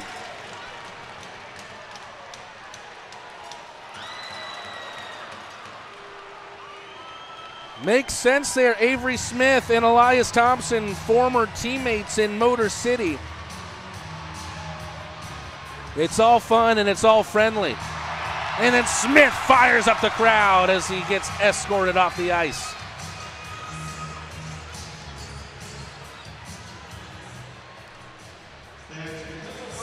No matter what, you have to applaud, of course, the players for the Rock Lobsters, but also Elias Thompson for being more than willing to entertain what is a fantastic crowd here, one of the best crowds you can get in the FPHL.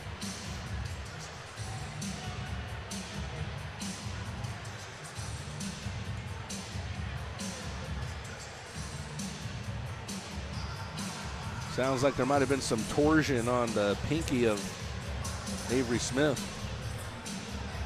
Hopefully we'll see his return.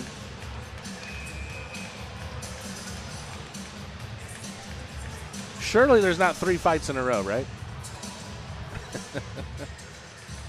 Let's get this second period back going. About a little bit more than 9 minutes in the middle frame.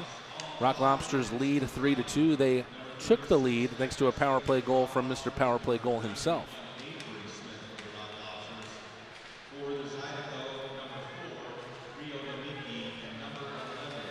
Jason Gallant does a great job to win that puck back off of Garrett Johnson. Quick passing out of their own zone. BC to BC there. British Columbia to British Columbia. Powell to Shinkarik. Here comes Kolatarski up the left side. Dumps it in. Chased by Gallant. Gallant over the trap. On to the right side. Gallant, good protection of the puck. The song of Let's Go Lobsters serenading the crustaceans on the ice.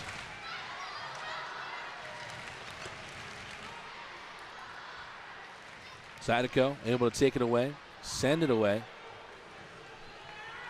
The Saint-Henri, Quebec native Alex Sanyon centers it.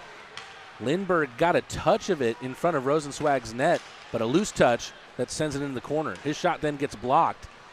The Rock Lobsters had numbers up. They could have sprang a break. Instead, Lindbergh with another shot gets blocked again. Gallant with the sprawl to try and get in front of Jake Cox's effort. Cox faked the shot. Ultimately gets cleared out by Athens, and that will be an icing against them.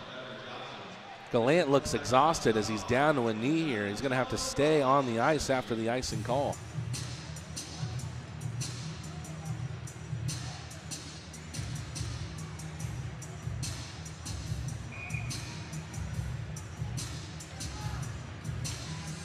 We'll see who will win the puck here in the offensive zone for the Zydeco. Larwood against Shinkarik.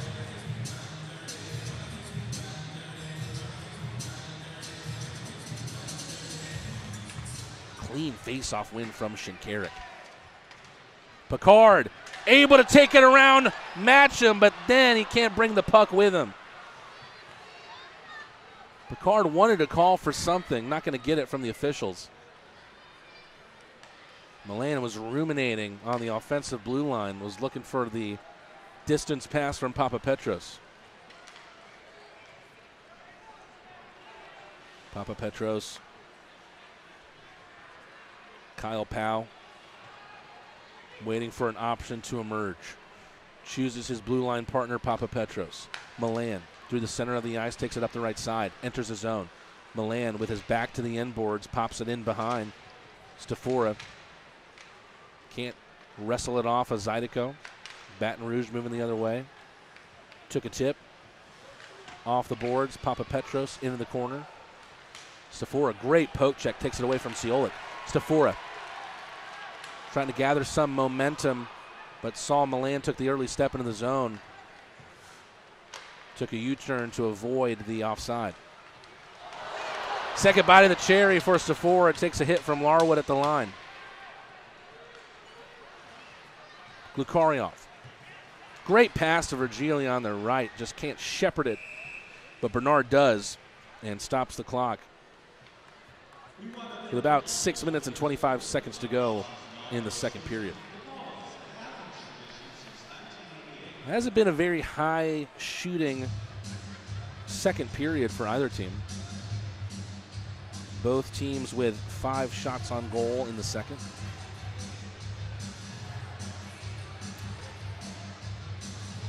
Special shout out to Amanda Groover. Had to travel this weekend, but hopefully she can soak in some Rock Lobsters hockey from wherever beautiful destination she's in. But of course, no destination more beautiful than here in the tank, Akins Ford Arena. Shinkarik trying that patented move where he takes the face-off with him. Unable to do so. Zydeco win it instead. Oja takes it back behind Rosenzweig's net. Cut out by Haggerty, centering pass. Oh my gosh, what a save from Rosenzweig. Absolutely heroic. One of the best saves we've seen this year. McGuire out to the right side. A pad save, this time on the shot from Lindbergh. Oja, the defenseman, will take it away himself. Centering the forwards. Shinkarik, a step in front of the circle. A fiery shot that's fired over the bar.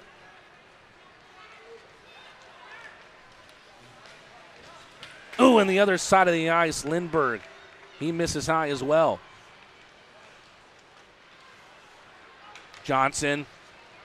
Good takeaway, but his pass off the skates of Shinkarik and right back to Lindbergh. Lindbergh with a backhand shovel and another toenail save from Rosenzweig.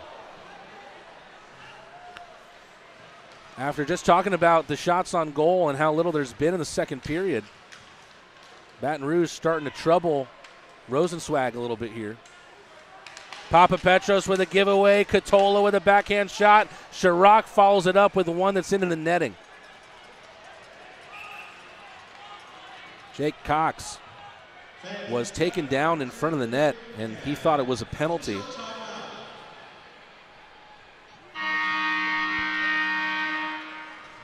And very, very loud horn lets us know that we're going to a commercial timeout here. Rock Lobsters up 3-2. 2 goals for Murray, 1 on the power play from Gallant. Less than 5 minutes to go in the second period. Back with more Crustacean hockey after this.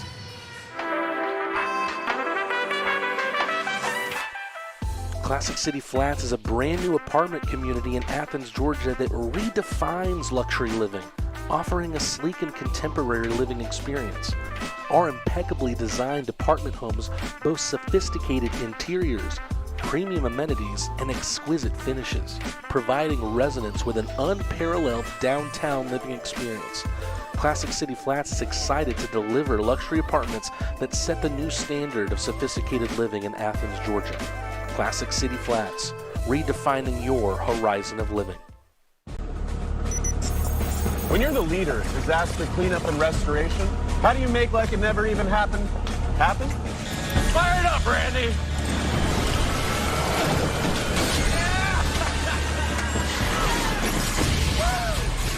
By being prepared for anything!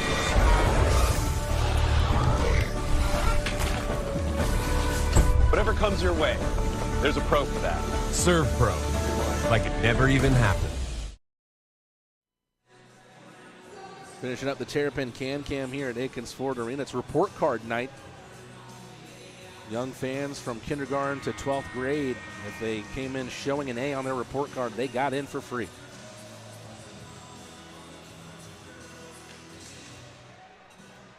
Troy Murray out of the Athens face-off win.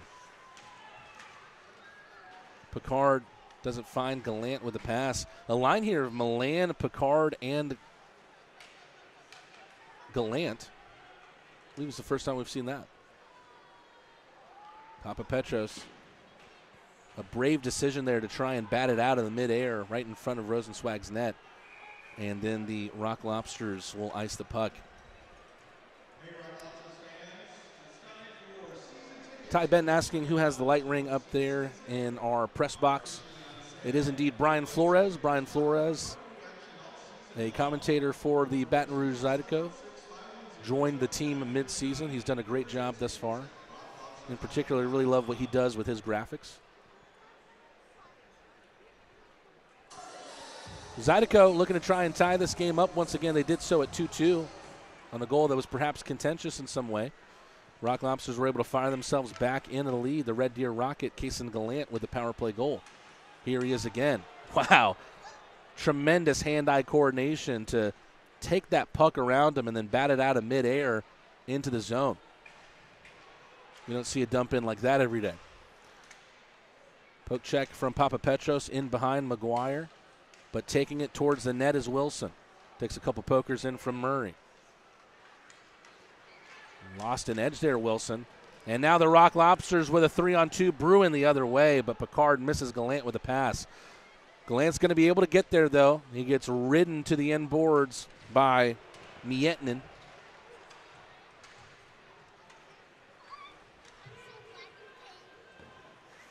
McGuire with a pirouette on the right side. Stafora can't poke it out of the zone. Lindbergh into the left near corner.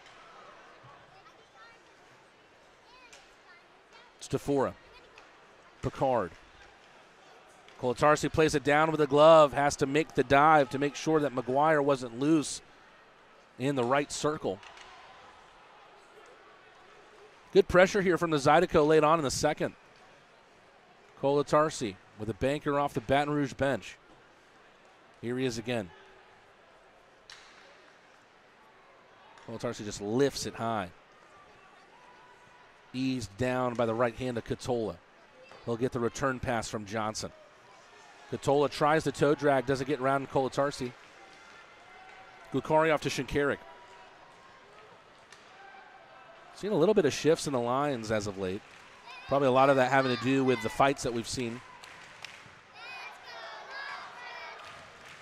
Adam Oja. Glukarioff. Nice little move right in front of his bench, but Alex Sandian with a good recovery to win it back for the Zydeco. Some young fans in the suite to my right taking in report card night. They seem quite intelligent. I think they got all A's. Kind of a hopeful opportunity there for Garrick Lindbergh, the backhand shoveler that Rosenzweig read the whole way. Going back to the media timeout. Rock Lobsters have a lead at 3-2, but can they keep a firm grip on it with their claws? Find out after this. A reminder that this broadcast of the Athens Rock Lobsters is brought to you by Piedmont Athens Regional. Real change lives here. Akins Ford is the largest Ford dealership in Georgia.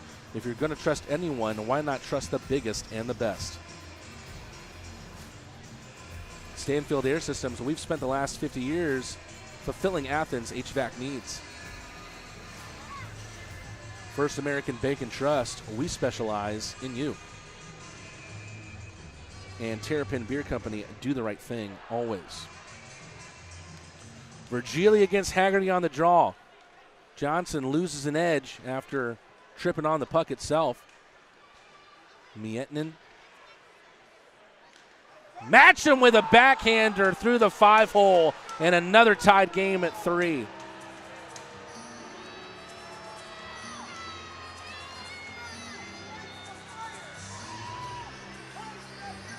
Another first goal for Zydeco on the night. We had McGuire with his first of the year, and now it's Matcham.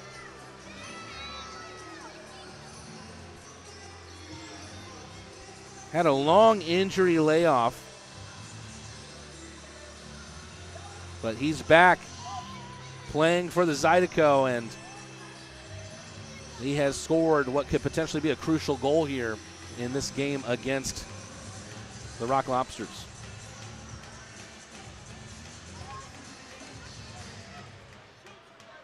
So the Rock Lobsters have to go and try and get the lead once again.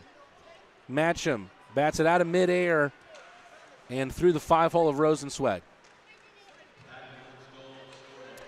Zydeco, it's an offense that has struggled as of late, but that's the second time they've scored 3 goals against Athens this weekend.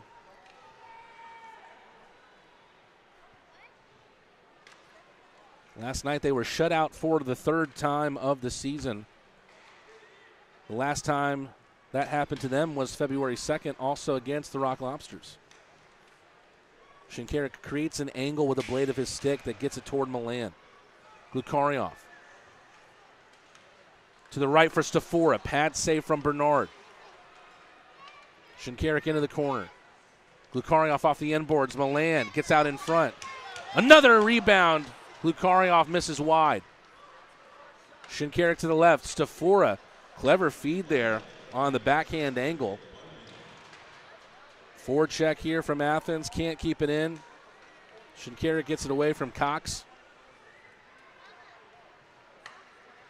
Right on the blue line and in from Haggerty. Zydeco looking for a last gasp goal here in the second period to try and take their first lead of the night. Glukarioff with the Cronwall-like hit on Elijah Wilson.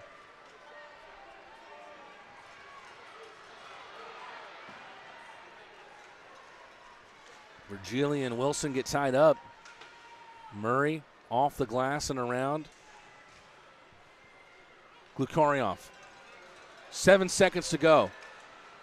Glukarioff, knowing that time is running out, tried to find the path of Gallant, but that will do it for action in the second period. A lot of fights and a few goals as well. 2 for Baton Rouge and 1 for the Rock Lobsters in the second period. It started with McGuire, who scored his first of the year. Turnaround shot as Miettinen went hard in on Rosenzweig's net.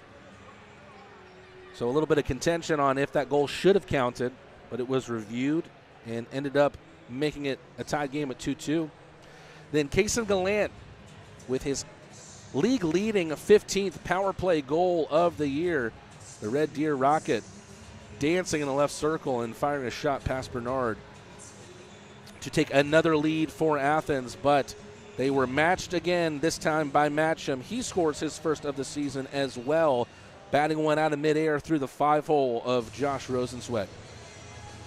Well, the Rock Lobsters would have felt a little bit more special if they were up 3-2 going into the second intermission, but someone who hopefully feels special today is our very own DJ Webster. We had a chance to talk to DJ Webster a few days ago, and it's a special day for our resident DJ here at Akins Ford Arena as it is his birthday. So a big happy birthday for DJ Webster in the chat. Here's my discussion with Joey Cools himself, DJ Webster.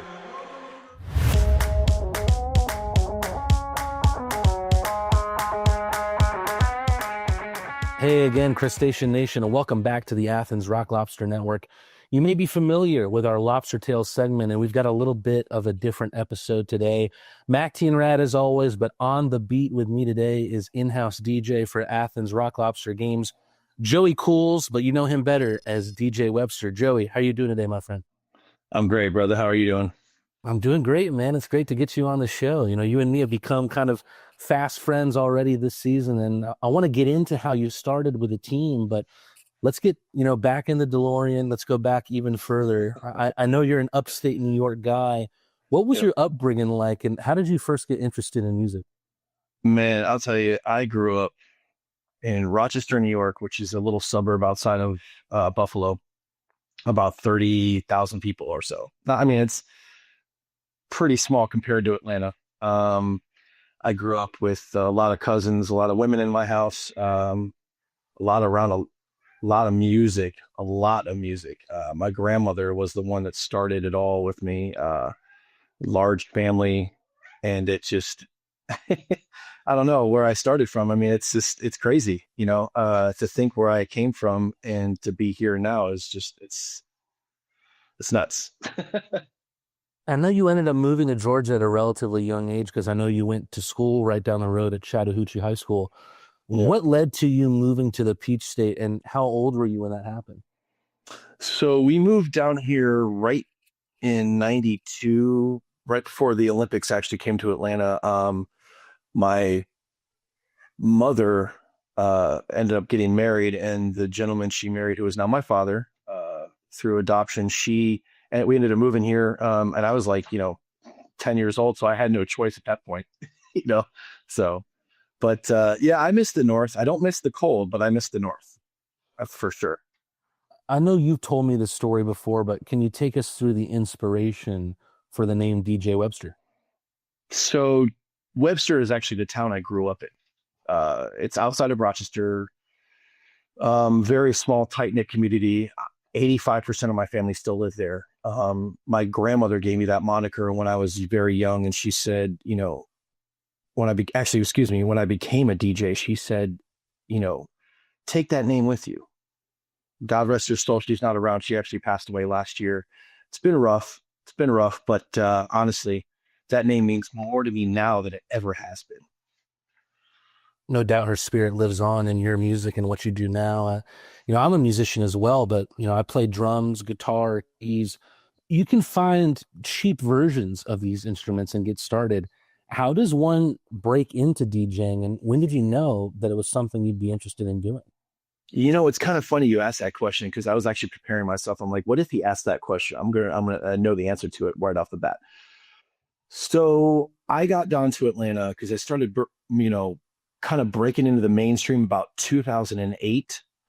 And it pretty much fell into my lap. My buddy David Smith, who is known by DJ Kermit, is still a very well-known DJ in the Atlanta area, had me fill in for him one night in karaoke. And I had like the turntables and, like the computer screen. And he said, try it out. What do you think? And I got done with that gig and I'm like, man, I could do this. And then I started, I bought like drum pads and started making beats myself, because that's what I do in my spare time. Is I love making beats, doing the drum pads and kind of synchronizing those two like beats together, like listening to the BPMs from one end to the other and be like, does that sound like a good tune, or does it sound like two shoes in a dryer? You know what I'm saying? Like, so, but yeah, he really helped out, like plugging me into that network. And now I've kind of flown off and done my own thing for the past 23 years almost. You talked about it. I know you have an extensive background in running karaoke shows as well. Do you have a go-to karaoke song that you could tear down the house with? 100%. And it's Bobby Caldwell's "What You Won't Do for Love." That is my jam. That is my jam. That's an absolute classic, man. I won't ask you to sing it right here, but I think me and you will probably jam on that on the game tomorrow. Yeah, totally. Being a DJ is one of those things you have to, cut your teeth in some wild places. What were some of the earliest gigs like? Is there any crazy stories from the early days? Oh, wow. Okay, so when I was,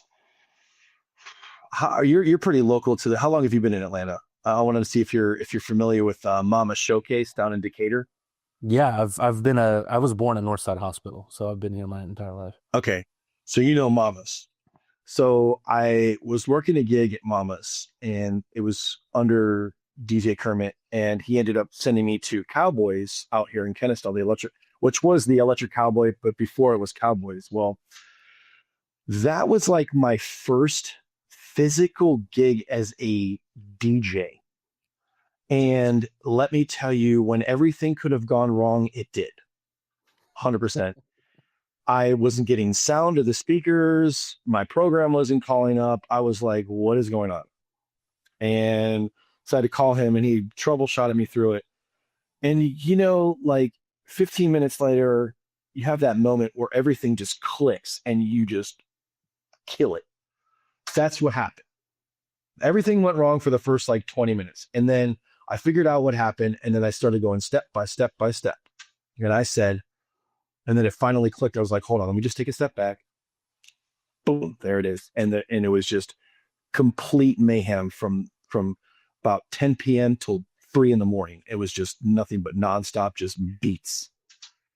Man, you're taking me back talking about Electric Cowboys, man. That takes me back to my early days as a musician. I was a 13-year-old kid playing drums for our Nirvana cover band. You're local to Kennesaw now. I don't know if you remember the place Swayze's was like. Yes. It was like one of the only music clubs that you could book if you were like an up-and-comer.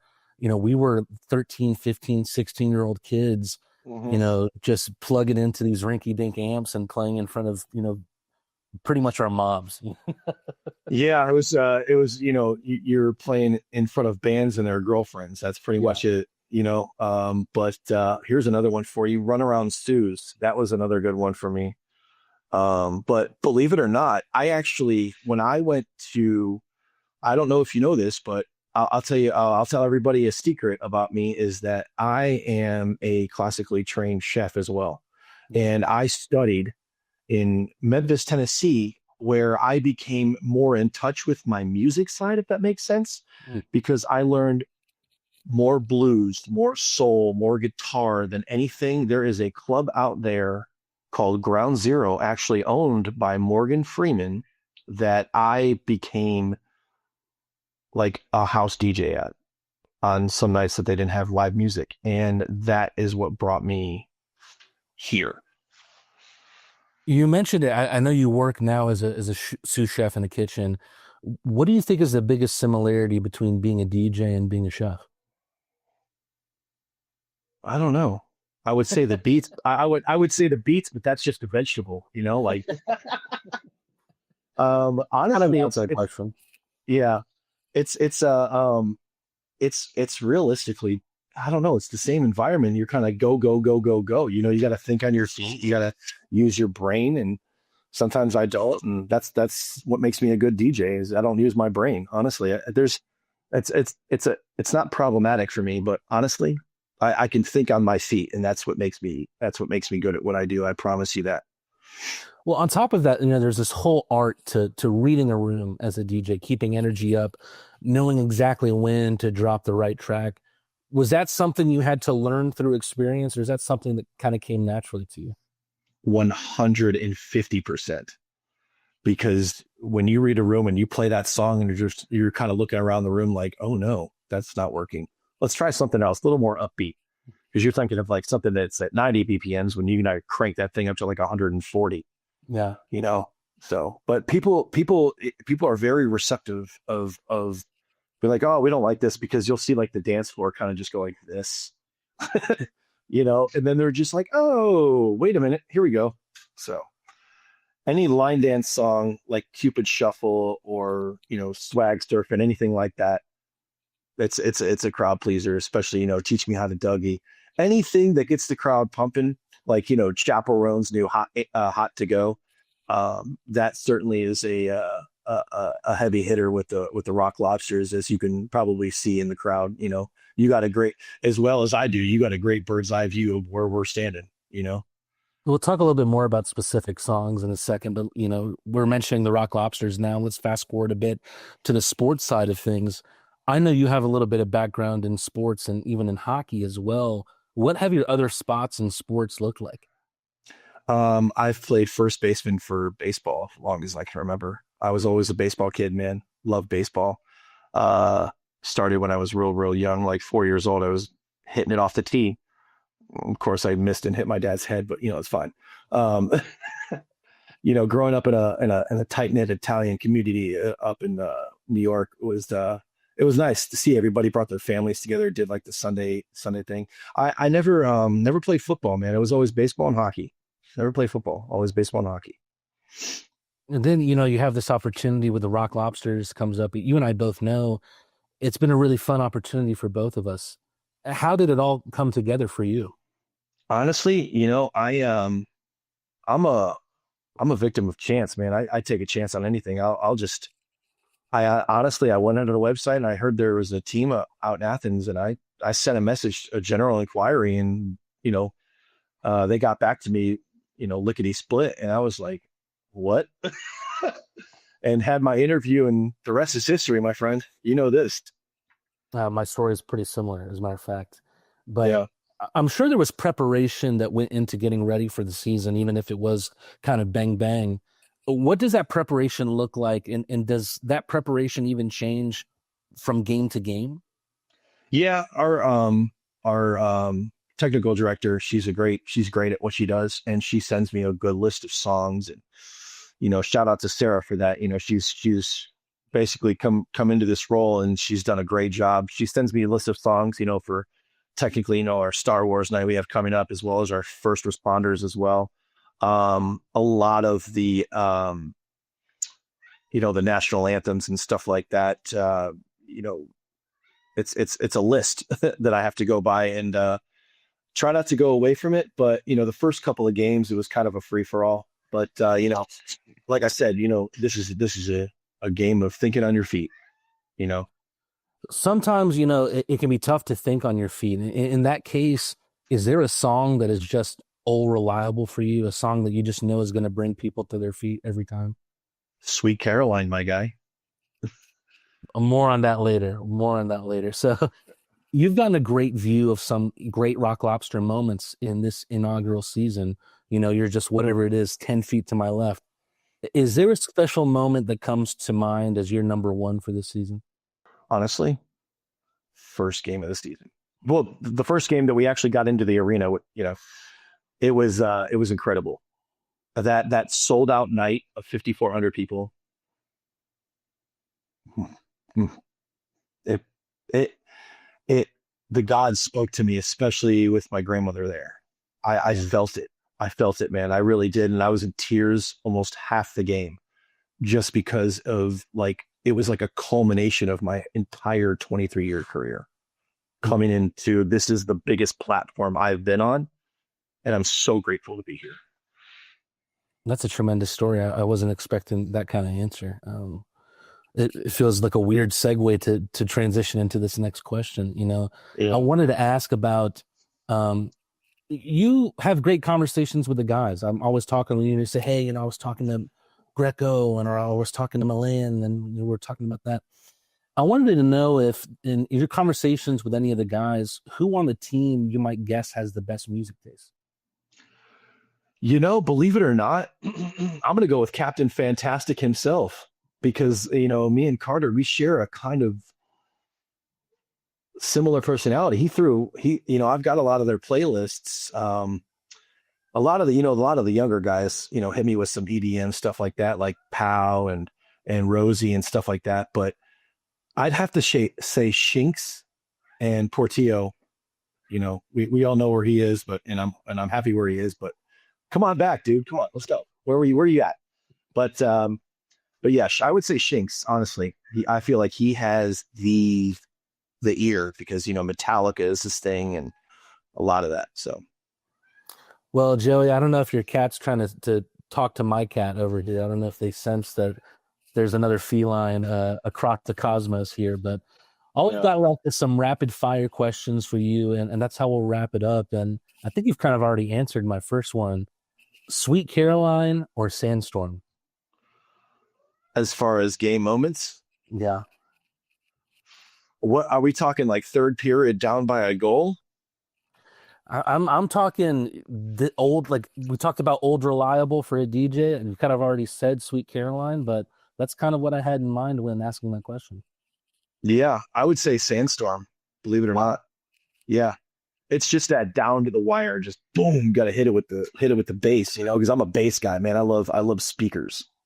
Talk to me in bass. What about pumping the crowd up? What's the best pump-up song of all time? I'd have to say "Turn Down for What" by Little John, because that just gets it. That's just everybody goes nuts, as you know. That's a good one. Yeah. This is an interesting question. And I was pondering what you might say. What song should be retired from sports arenas forever? Oh my God. Oh man. Oh God. That's a hard one, honestly. It really, really is. It's a tough one. Yeah, it is. Oof. I'll have to get back to you on that one. I really don't know. Let's ruminate on it. Well, we've got a couple more questions. Let's see if something comes to you before then. What one artist could you play every game and never get tired of? The Weeknd. That's a good one. That's one of my favorite concerts ever.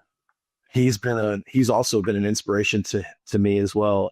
I go back before, like, if you see a lot of my music choices, a lot of Daughtry. I loved Chris Daughtry. He's been my favorite rocker since American Idol.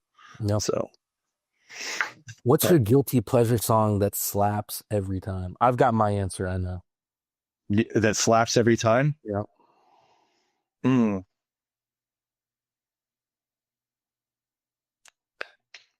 Man, you can get. Hate to cut off our conversation with Joey Cools, a.k.a. DJ Webster, a little bit short, but we've got third period action coming up here in just a second. The Rock Lobsters currently tied 3-3 with the Baton Rouge Zydeco in what is a very, very crucial game. The Rock Lobsters hoping to try and win this one in regulation, but even if it happens in overtime, they will be able to leapfrog the Carolina Thunderbirds at the top of the Continental Division standings. Josh Rosenzweig getting down to his stretch, and DJ Webster is playing a special song for him to do so here at Akins Ford Arena. 3 goals total scored in the second period, 2 for the Zydeco, 1 for the Rock Lobsters. Rock Lobsters had a lead at 2-0. Baton Rouge was able to tie it up at 2-2. Back came the lead with the Rock Lobsters at 3-2 on the power play goal from Kason Gallant. But then once again, the Zydeco through Ethan Matcham, who batted it down through the 5-hole of Josh Rosenzweig, made it a 3-3 game. A crucial 20 minutes on the clock.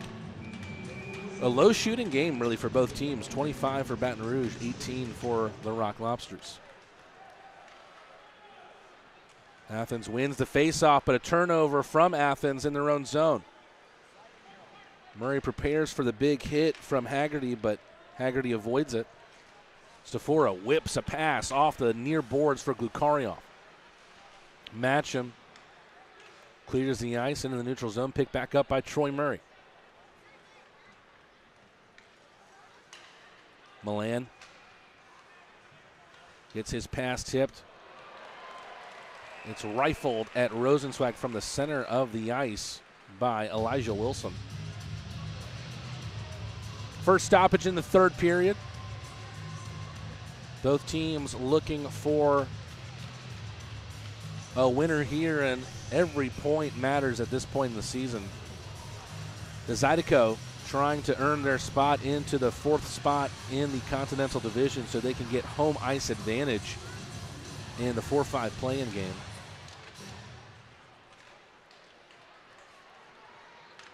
Puck pinballing around the circle on the faceoff. Murray trying to tie up Jake Cox there. But Cox is able to find Chirac in the far corner. Milan then gets there, sends it around the boards. Glukarioff on the left side. Beautiful move from him. He takes a hit from Ryan Kleber. But then Glukarioff has the puck back. Glukarioff finds Milan. Left circle shot off the helmet of Bernard. And it knocks something loose on Bernard, and then it's that strap that came off of Bernard's helmet, and then he just kind of whisked it off his head to make sure that the play stopped. Rightfully so for his own protection.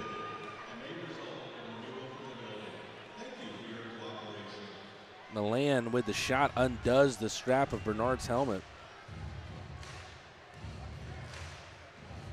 So many of the Zydeco's jerseys, just the first letter is missing. And it's confusing. I don't know what causes that. But Bernard's jersey says Ernard. Miettinen says Ietinen.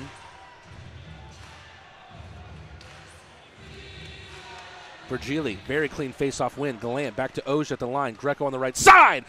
Great shot off the inboards. Came quickly into the trapezoid. Virgili with a little bit of a stiff arm there on Larwood. Virgili pass out to the right side. Greco will try once again. Another high-octane shot, but Bernard has it in the oven mitt. That's shot on goal number 20 for Athens in this game. Face-off will stay in the offensive ice for Athens. No one made the read there on the puck that trickles into the neutral zone for the Rock Lobsters. Minute and a half gone in the third period. Johnson gets a tip on it. Gallant wins it back. Shot came in on the shoulder of Bernard. Gallant almost scored his second of the game. There would have been a pair of Rock Lobsters on braces, Gallant and Murray. However, the scoreline stays at 3 apiece. Greco with a quick exchange in behind. Virgili still on the ice here. Up the left side. Virgili left circle shot. Batted up by the blocker of Bernard into the netting. It was a good route ran there by Malik Johnson as he drew Lindbergh closer inside, and that gave Philip Virgili more of an opening on the left side.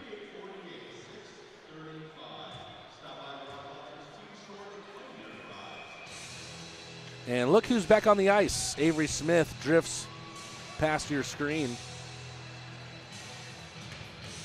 So Smith in the fight with Elias Thompson. There was apparently some fans that got a view of his pinky, but Smith able to continue on here.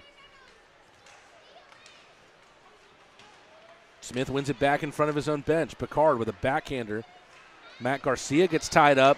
Rock Lobsters are going to go to the power play.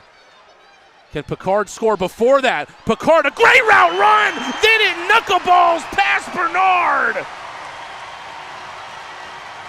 Brandon Picard, he was a healthy scratch last night. He would have felt like he needed to make an impression. He does. Puts the Rock Lobsters up in the third period. Let's take another look here. Picard enters in on the right side, is able to just protect the puck from the right circle. He goes forehand at the exact right time to take it past Bernard. It floats up past the former Columbus River Dragons goaltender. The Rock Lobsters with a man up, but not for a lot of time. They were about to go on the power play, but Picard makes sure that's not the case in a positive sense. Picard, goal number 12 on him on the year. Nice evasion there from Glukarioff. Murray gets around Namiki, but the puck is into the glove of Bernard.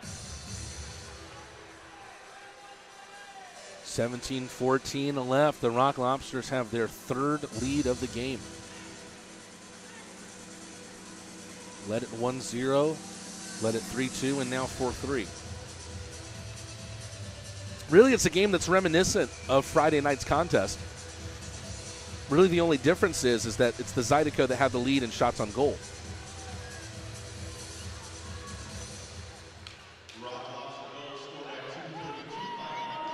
Kolitarski able to get it up the boards all the way around. Avery Smith in the far corner. Lone assist goes to Zach Papapetros. Centering pass, Picard. Oh, he gets a return and eventually comes in. Back-to-back goals, the same line. Avery Smith. Did he potentially just score with a broken pinky? He throws the gloves and then he throws the Rock Lobsters into a 5-3 lead.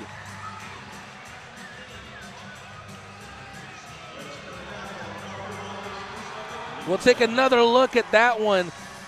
A beautiful feed. Picard back to Shinkarik. Shinkarik fakes the wraparound, instead goes to the near side, centers it. Picard can't get it in, but Smith is there to sweep it in.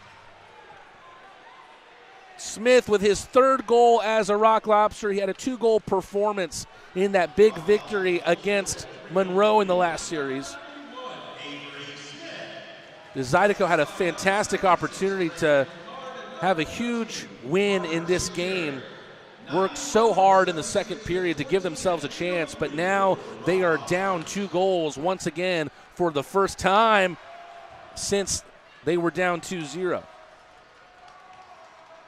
That's a good-looking pinky indeed. Murray just eases McGuire into the corner. McGuire has the puck back. He's already scored once in this game, his first in the FPHL this year.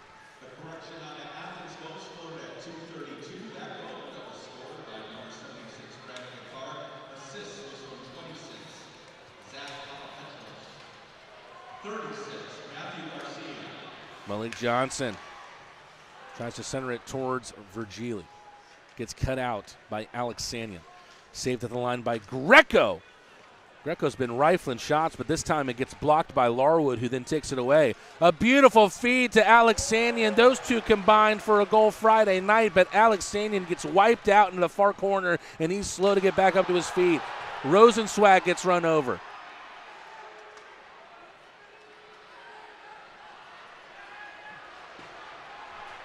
A lot of pushing and shoving. And the referees are getting tied back up there too. Is the play still going or what? Again, this is reminiscent of what happened the other night where a goal was waved off. 2 teams fighting in one zone. The other team has the puck in the other.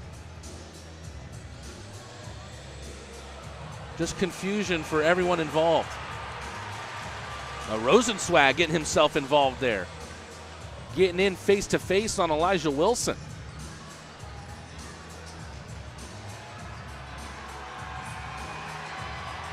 Wilson thought he could go back to the bench. Instead, he's going into the box.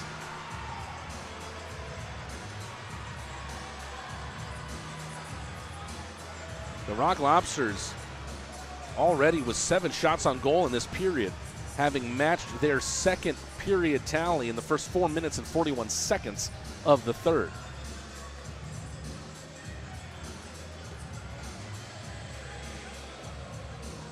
$15:19 to go in the regulation. The Rock Lobsters with 2 early goals in the third. One from Brandon Picard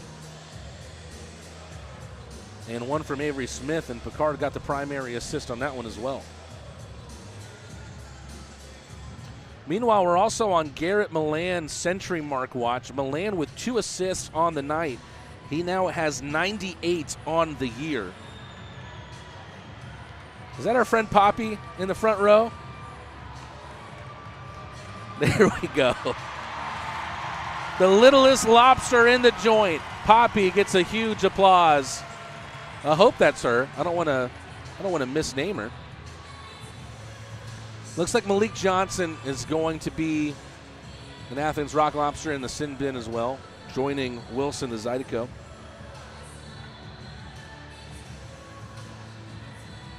Something that's also interesting is that Avery Smith is an assist away from the Gordie Howe hat trick. Now, I know there's a lot of people who might be unfamiliar with the Gordie Howe hat trick. If you have a fight, a goal, and an assist, that marks the Gordie Howe hat trick. Smith has the goal and the fight. Let's see if he can log the helper and complete the trio.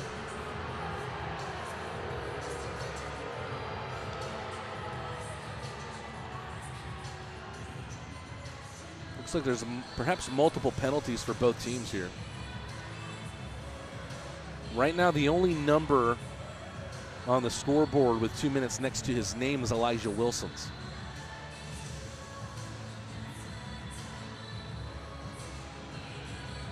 But Larwood is joining him in the box.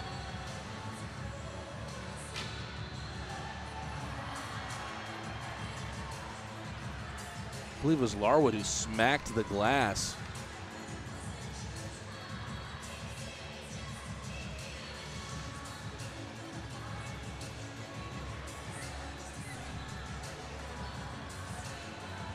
Uh-oh.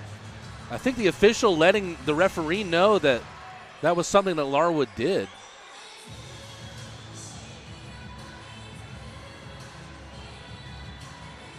One of the off-ice officials, it's the penalty box attendant in conversation with the referees.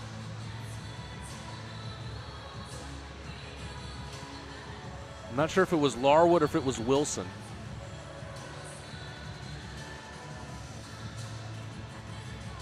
So I believe Malik Johnson and Tyler Larwood's penalties will offset.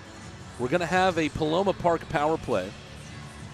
And Casey Gallant scored on the Paloma Park power play earlier on in the game, his 15th of the season. And he earned fans free churros for 24 hours through the FanSaves app at Paloma Park. Go ahead and scan the QR code. And no, it looks like Malik Johnson's penalty is being put up on the clock as well. Still trying to iron out here, so are we going to the Paloma Park power play or not? Last penalty that's up on the federalhockey.com website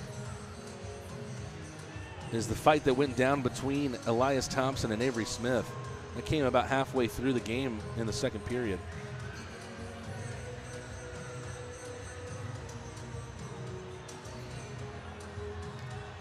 Looks like we got some figuring out to do. The referees have some explaining to do. Let's go to a quick commercial break. We'll be back, hopefully with a Rock Lobsters power play. We'll find out more after this. UGA football player Amarius Mims suffered a serious injury. The quality care from the Piedmont team changed his life. As a football player, my body is everything to me. When I got injured, I was worried about my future in the game. But you and your team's expertise, care, and support reassured me from the start. I've been able to recover because of the quality care I received at Piedmont, and I am back playing at my full potential on the field. I can't thank you enough for what you've done for me, my family, and my future. Your help means the world to me, and I'll always be grateful for your part in keeping my dreams alive. How you doing? Well, I didn't know you were going to be here. Yes, sir. I'm so proud of you. So happy for you. It gives me joy to see you out there on the field doing your thing. You look good. Appreciate you. It's a good-looking ankle. I'm trying to tell you. When you're the Athens Rock Lobsters' biggest enforcer, life can get pretty messy. That's when Justin Portillo calls Crawford Laundry. Justin Portillo only trusts Crawford Laundry to get his toughest game day stains out in plenty of time for the next one. Since we opened in 1968, we've taken pride in our professional staff. Unparalleled customer service is our legacy. Experience the best, skilled hands and friendly faces. At Stanfield Air Systems, satisfaction is not just a guarantee, it's our tradition. Schedule online at stanfieldair.com.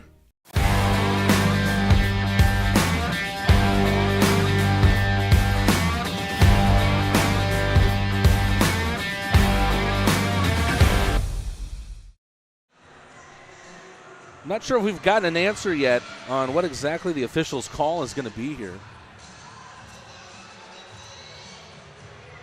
The referees have been in conversation with the off-ice official right at the center of the rink on the red line. It looks like some players are finally making their way back to the ice here. The scoreboard tells us that it's going to be a 4-on-4. And it looks like it will indeed be 4 skaters for each squad. 4-on-4 was good news for the Rock Lobsters the other night. Daniil Glukaryov scored that highlight reel goal on Friday on the 4-on-4. He feeds Ozia on the right side, does Glukaryov. Glukaryov out of the corner, looking for an option, finds one Milan back. Milan, a nice little pirouette there, keeps it away from Haggerty, but his pass is then leaked out of the zone.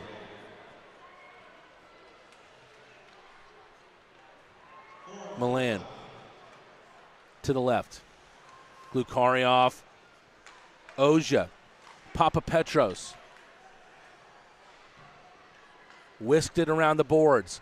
Milan into the right circle. Almost lost a handle, has it back. Thought about stomping on the brakes at the blue line, ends up taking it into the neutral zone. Takes it past one Zydeco, but can't take it around number 2 there, Garrett Lindbergh. Papapetros in front of the blue line. Opts to take it out. Quick 1-2 with him and Oja. Let's go Lobsters. Ringing around the rink here.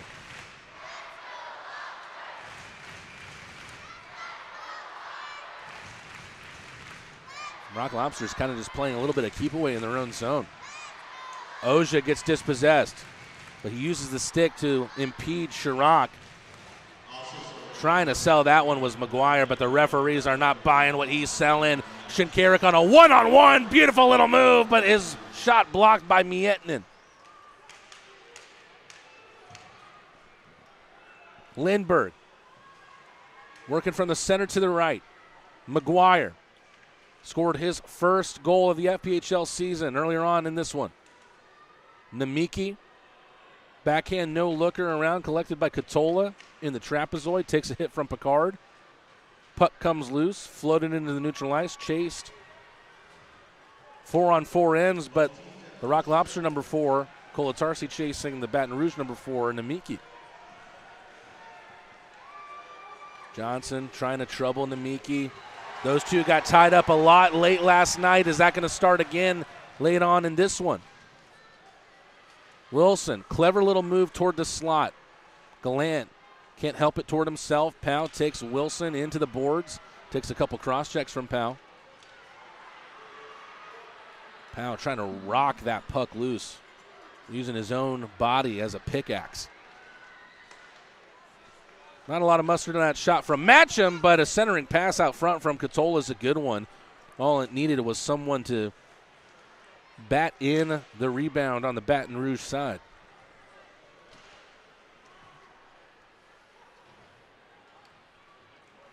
Powell lets it run into the corner. Good little poke check, stopped at the line by the Zydeco. Back around the end boards. Murray doesn't get there ahead of Katola. Centering pass from Kleber went through the crease, taken away by Gallant. Gallant, a 2-on-1 developing with him and Johnson. Perfect little pass through the slot. Johnson tried to poke in at it, couldn't find contact. Gallant plays it down with a hand. Looking for Garcia on the far side. Gallant with laser vision, but right now his teammates unable to get on the end of his passes. Rock Lobsters with 2 early goals in the third period, lead 5-3, having came into the third period tied at 3 apiece. Zydeco tried to spring Haggerty. They miss him by a whisker. Stopped by the skate of Stafora. Can't send Milan on his way. Taken back by Wilson. Wilson with a shot in the dangerous areas. Rosenzweig makes an initial save. Gets a little bit of a contact. Oh, a great save from Rosenzweig on Haggerty. He might not be in the line for the shutout like Lavalier was last night, but Josh Rosenzweig has made a couple of highlight reel stops in this one. Stafora over to Glukaryov. Dumped in by the Russian.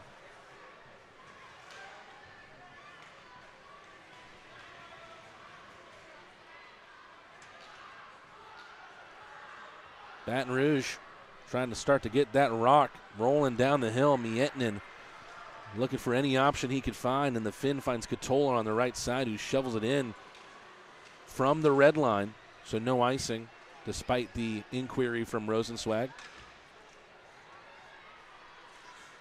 Murray on Katola. Katola down to a knee, gets the pass off, however. Chirac almost got edged out by Smith.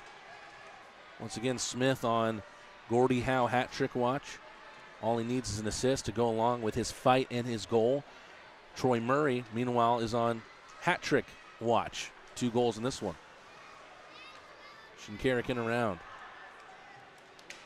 Oh, Willette took his time trying to deal with it. Took a hit in behind from Smith. But the Zydeco trying to take care of business. Can't transition defense into attack. That one trickled out of the zone. I think that one's going down as an offside. We're going to another media timeout here. Less than half of this third period to go. The Rock Lobsters looking to sweep the Zydeco, not only on the weekend, but on the season as a whole. We'll be back with more Rock Lobster hockey here on the Rock Lobster Network after this. Since we opened in 1968, we've taken pride in our professional staff. Unparalleled customer service is our legacy. Experience the best, skilled hands and friendly faces. At Stanfield Air Systems, satisfaction is not just a guarantee, it's our tradition. Schedule online at stanfieldair.com. It's a historic season for all the hockey fans in Athens, and how can you celebrate without beer? The Athens Rock Lobster Clawshank Redemption is available exclusively at Terrapin Tap Room. Terrapin, do the right thing, always.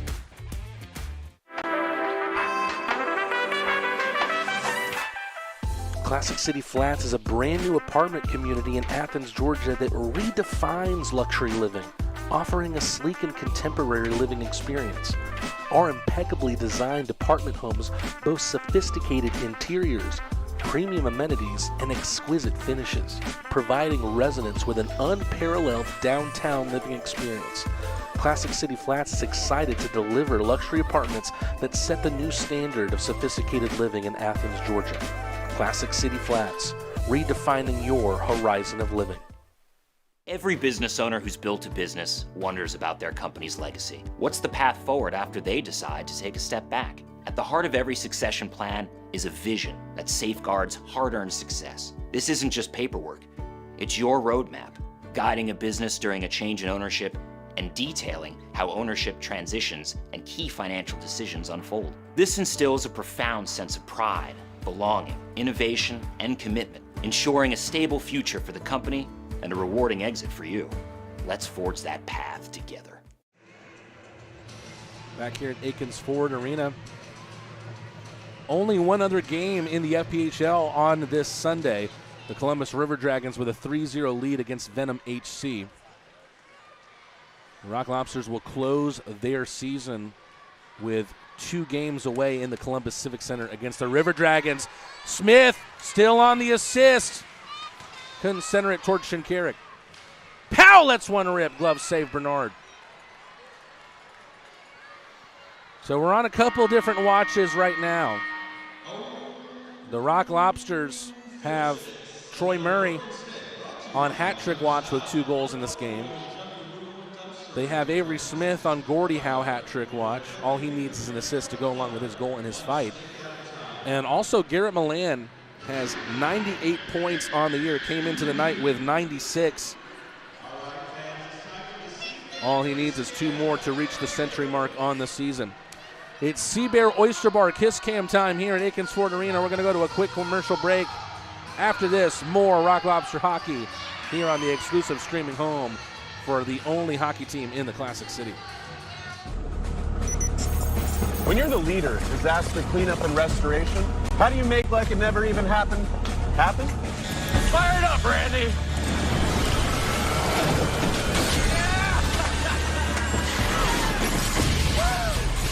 By being prepared for anything!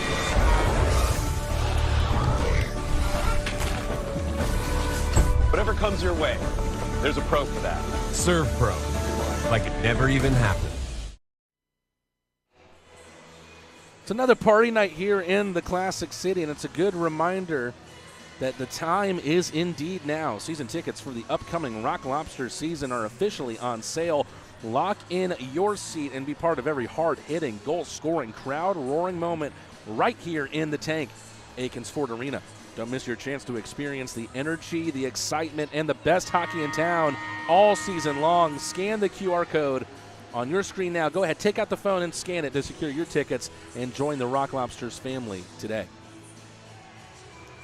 9:25 left in regulation. The early third period goals from Picard and Smith have the Rock Lobsters in a winning position to take all 9 points on a 3-game weekend against the Zydeco. Shinkarik out of the corner, back to the line. Shinkarik avoiding Scott Chirac. Whistles in a pass off the end boards to Picard. Smith has it back. Takes a slight cross check from Miettinen. Centers it toward Picard. A backhander gets blocked out by Siholik. Picard wins it back in the neutral zone.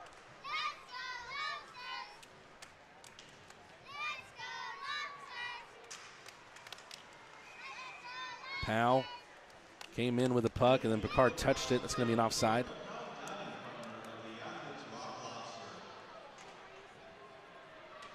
Chance here to thank some friends of the show, including Athens Area Urology. You're in good hands with Athens Area Urology. Plumber Pro, Hospitality South, Athens Coca-Cola Bottling Company, Classic City Flats, home of the Rock Lobsters, Harmon Enterprises, and Roto-Rooter. Don't forget Aero Exterminators, Northeast Distributing Company, Aegis Trust Company, De Palma's Italian Cafe, Leslie Jones Law, Porterhouse Grill, Farm Burger, Fox's Pizza, and 23 Design.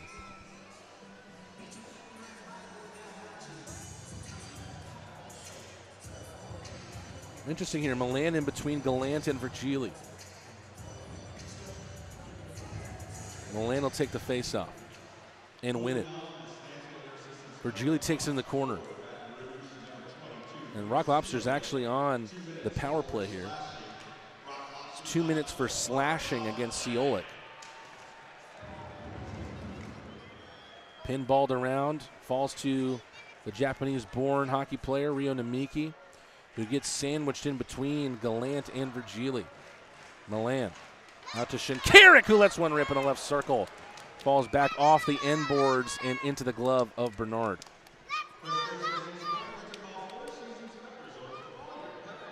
It's great to see some of the youngest Rock Lobster fans in attendance here tonight, and I've had some both tonight and Friday right in the suite next to me. Feels great. It's like I'm watching the game with my nephews, except I have a job to do at the same time. Nice little play with a skate from Johnson. A couple of pinball passes, falls to Shinkarik at the line. Milan in the right circle, back to Captain Fantastic. Lets one loose, blocker save from Bernard. Gallant over the goal line, into the corner, back to the blue line at Shinkarik. Milan lets one run between his legs, goes Virgili into the trap, kicks it to himself. Milan in the far corner, back to the Swede. Virgili out to the right side. Milan. Virgili kind of just meanders in towards Bernard's crease. Able to challenge him with a shot, but Bernard equal to that challenge.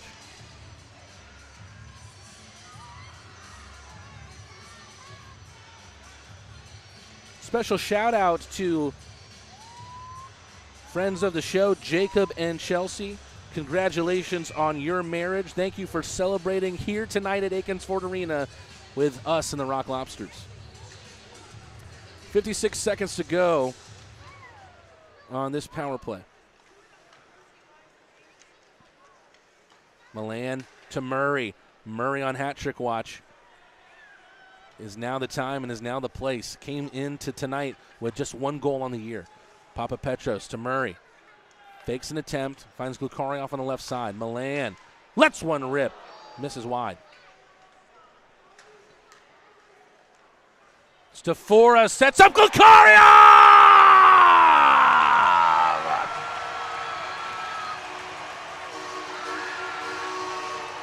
Once again, Glukarioff puts the scope on the Russian rifle and lets it loose to make it 6-3 on the power play.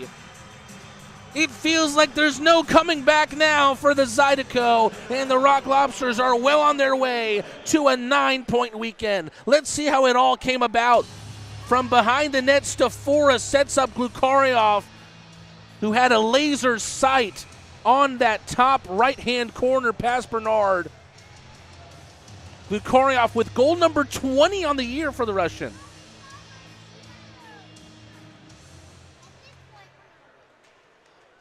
Up the left side, the Zydeco. For what little light is left at the end of the tunnel for Baton Rouge, they're trying to force that tunnel open a little bit more.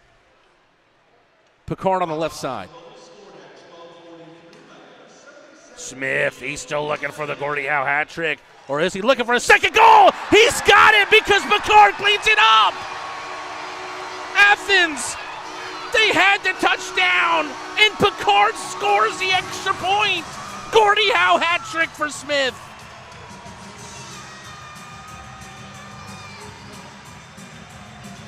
Let's take another look. Smith goes hard to the net.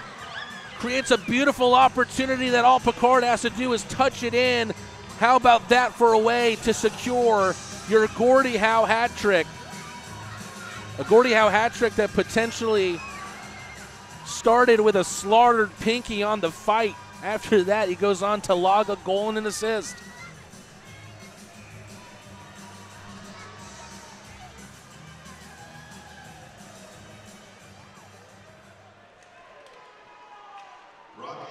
Face-off won by Baton Rouge.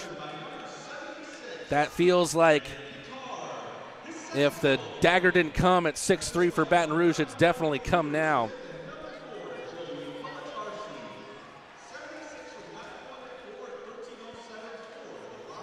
Face-off will get taken down the length of the ice after the Baton Rouge icing.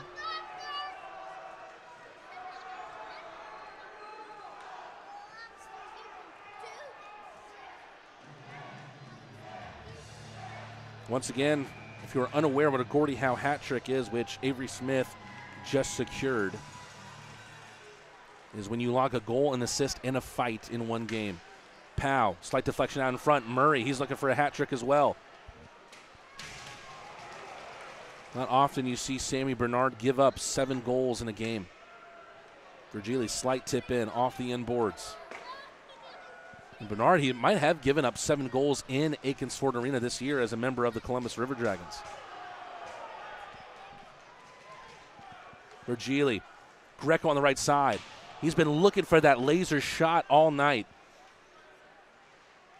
It just misses wide, but if someone out in front of the Athens net can just get a tip on it, it would be very difficult for Bernard to get anything on it. Casey Gallant with some defensive work on the forecheck, wins it back. Down to a knee, almost goes forehand, backhand.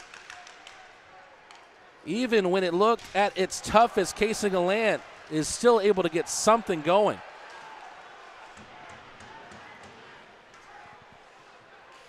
And now the Rock Lobsters are going to go back to the power play. They go up an attacker, Rosenzweig on the bench. Powell, touched by Chirac. And here comes the Paloma Park power play once again. Athens has already scored 2 on the quadruple P tonight.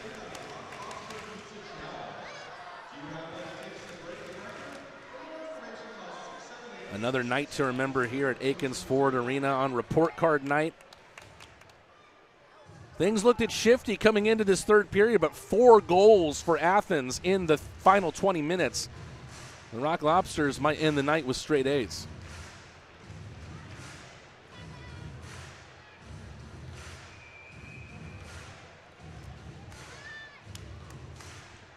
Five minutes, 30 seconds to go in regulation.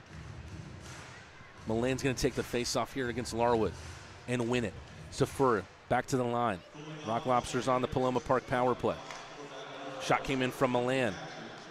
Didn't get the direction he wanted on it.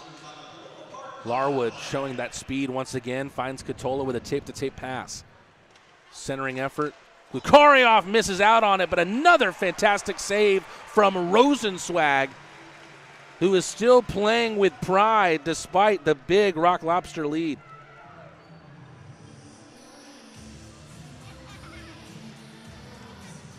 If this result remains, and it seems likely to do so, the Rock Lobsters will have swept the Zydeco not only on the weekend but on the season as a whole. Will end their campaign at 9-0. And your memory will harken back to that final game against the Monroe Moccasins where the Rock Lobsters were 11-0 against the Mocs. No doubt they would have wanted to end their season undefeated against them, unable to do so after that final game, but they might be able to do so against a different Louisiana team. Lukarioff with a great play make there, but it's past the blade of the stick of Milan. He's able to tip it back to Super Milan. Milan floats it back to the line for Papa Petros. Milan with a blade on the right circle, eases himself back out to the line, tried to put it into the slot for Lukarioff, sent the length of the ice by the Zydeco. Picard. Picard is just gliding around tonight. He's on hat trick watch as well, but he breaks the stick, followed up by Smith. And Smith almost got his second. Murray drops it back for Johnson. Pad save from Bernard. Spills out to Gallant on the near side. Johnson kicks it to himself. 40 seconds to go on the power play. It's hard off the skate of Shinkarik, and Thomas McGuire sees an opportunity to steal it away. Shinkarik looking for the tip, got one from Johnson, took it wide of Bernard.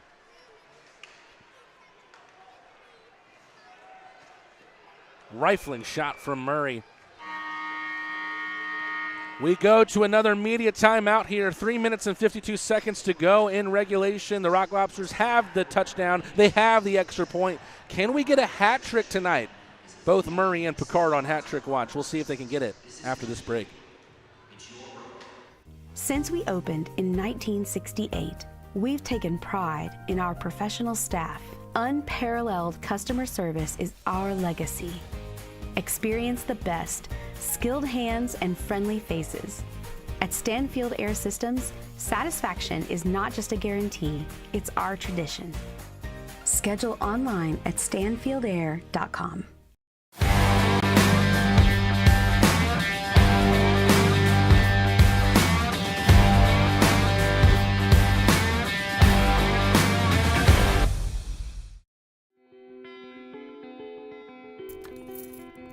Farm Burger is defined by its mission, its farms, its team, and its family. In 2008, our co-founders gathered around a single idea: redefine the burger by bringing together a community of ranchers, farmers, chefs, restaurateurs, and eaters. Our promise is to strive every day and with every burger to uphold these core values to each and every one of you. We do that by holding ourselves to a higher standard. Grass-fed and grass-finished, that means our cattle are never fed grain. Our belief feeds our mission, and our mission is to feed you. Another interesting development here at Akins Ford Arena on that power play goal from Daniil Glukarioff, an absolute laser, but a secondary assist as well from Garrett Milan. That's his third helper of the night, and now Garrett Milan is on 99 total points on the year. We will see if the Rock Lobsters can get a hat trick out of this, or at least 100 points for Milan. Still 20 seconds to go on the power play.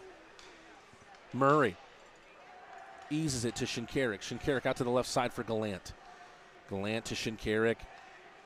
Murray plays it with a skate. Shinkarik with a shot. Pad save from Bernard. Picked back up by Picard. Steve Martinson has put out his players on a hat trick watch, out for the power play, which will then end as Matcham is back up on the ice.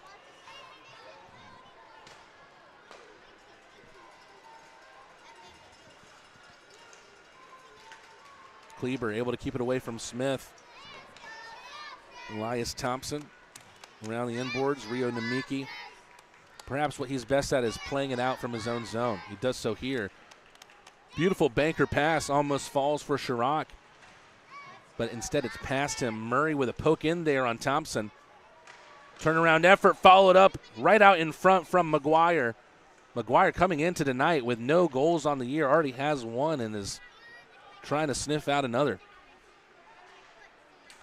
Lindbergh off the stick of Picard, awkward tumble into the end boards. Rosenzweig bats out at it, wrap around attempt from Wilson.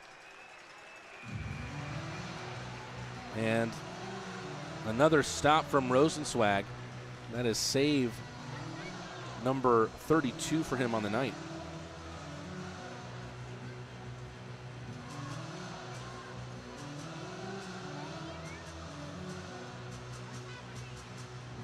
Both teams will make changes to their five. Getting down to the last couple minutes in this one. It has been a weekend to remember, that is no doubt. Whether it be three big, exciting wins for the Rock Lobsters, or just the number of people that have been packed into the arena over the last 3 days. This will not be one. This will not be two. This will not be three games that will be forgotten by anyone involved. The players, the personnel, the staff. Uh-oh, mistake, and Garcia trying to pounce on it, and he dies! Goal number 8 for the Rock Lobsters! How often do you see Matt Garcia on the break? Goal number 3 for him on the year, and it's 8-3. Let's take another look on the Crawford Laundry spin cycle. Unfortunately, it looks like we're not going to get the replay on that one. But it was a beauty from Matt Garcia. Won it back himself, and here it comes. And it looks like that's the goal from Picard that we saw earlier. Picard's second, that was what completed Avery Smith's Gordie Howe hat trick. He then takes the face-off.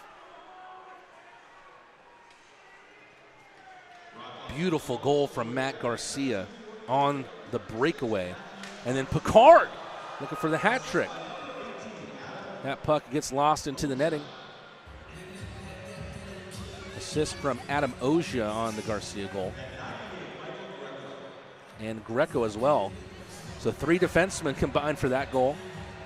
Garcia from Ojia and Greco.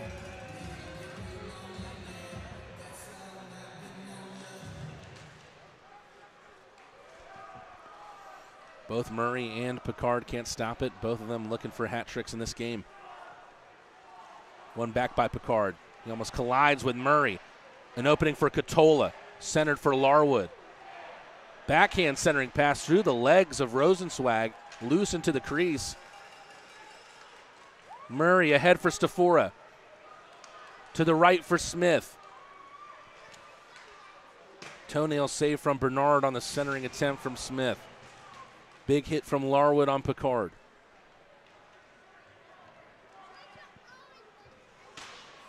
Dumped back in by Athens. Bernard into the corner for Namiki. He gets wiped out by Stafora.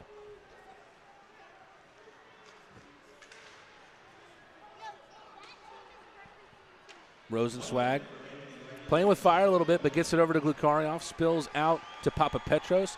Shinkarik off the glass to himself. Shinkarik centering pass, looking for Matt Garcia, who's once again getting in on the offensive play. Looking to send one through the crease towards Shinkarik on the other side. Garcia with a wraparound attempt. And he got another! Everything is falling the Rock Lobsters' way. When will it stop? 42 seconds left, and Athens makes it 9-3.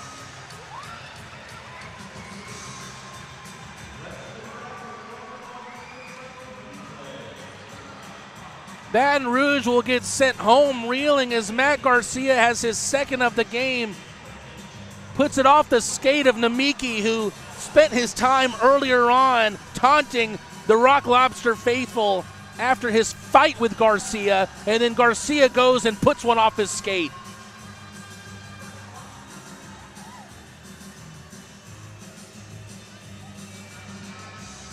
This has the workings of a historic win here for the Rock Lobsters. The most goals scored in a home game in their short history.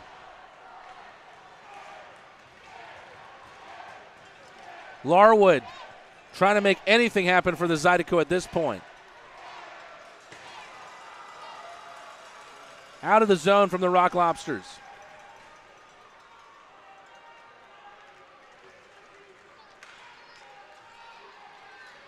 Rock Lobsters with 9 goals in this game. The last time that they scored more than 7 was back on October 19th with a 10-2 win against the Blue Ridge Bobcats. And now the Rock Lobsters are your top team in the Continental Division, and they did it with gusto. They did it with aplomb. The Rock Lobsters with a 9-3 win against the Baton Rouge Zydeco. The Rock Lobsters were their second most goals on the season with 9. That 10-2 performance against the Bobcats is the only game in which they scored more. We'll take a look at our 23 design 3 stars of the night in just a second, but a recap on what has been a tremendous weekend for the Rock Lobsters. A very, very close game here on Friday night Just a 4-3 win for the Rock Lobsters. Much more dominant last night with a 4-0 shutout. And it looked like a lot more like that even game from Friday night coming into the third period. But the Rock Lobsters score 6 in the final 20. Picard, Smith, Glukaryov, Picard, and then 2 from Garcia.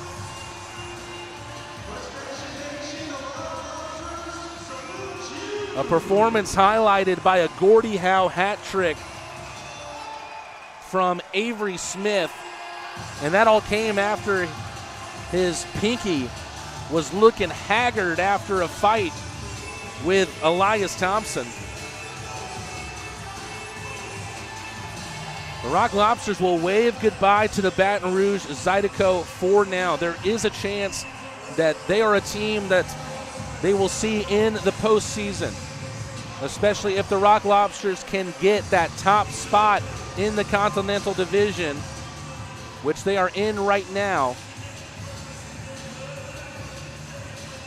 Taking a look at the score lines around the FPHL, and there's one other game going on in the league today, and it's over. The Columbus River Dragons win at home 3-0 against Venom HC.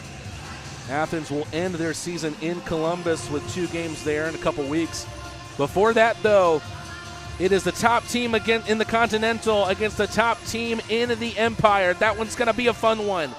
Athens versus Binghamton. Games on Wednesday and Thursday night at 7:05 p.m. With so many high-quality performers in this one, who will come out as the 3 stars of the night? Josh Rosenzweig, good performance from him. 31 saves on 34 shots, and it's time for the 3 stars of the game presented to you by 23 Design. Third star of the night is a man who was on hat trick watch since pretty much the very beginning. He came back to Athens Friday night on his loan from the ECHL and the South Carolina Stingrays. Troy Murray with 2 goals on the night. The big body defenseman came into the game with just 1 goal in the FPHL this year. He had 2 tonight.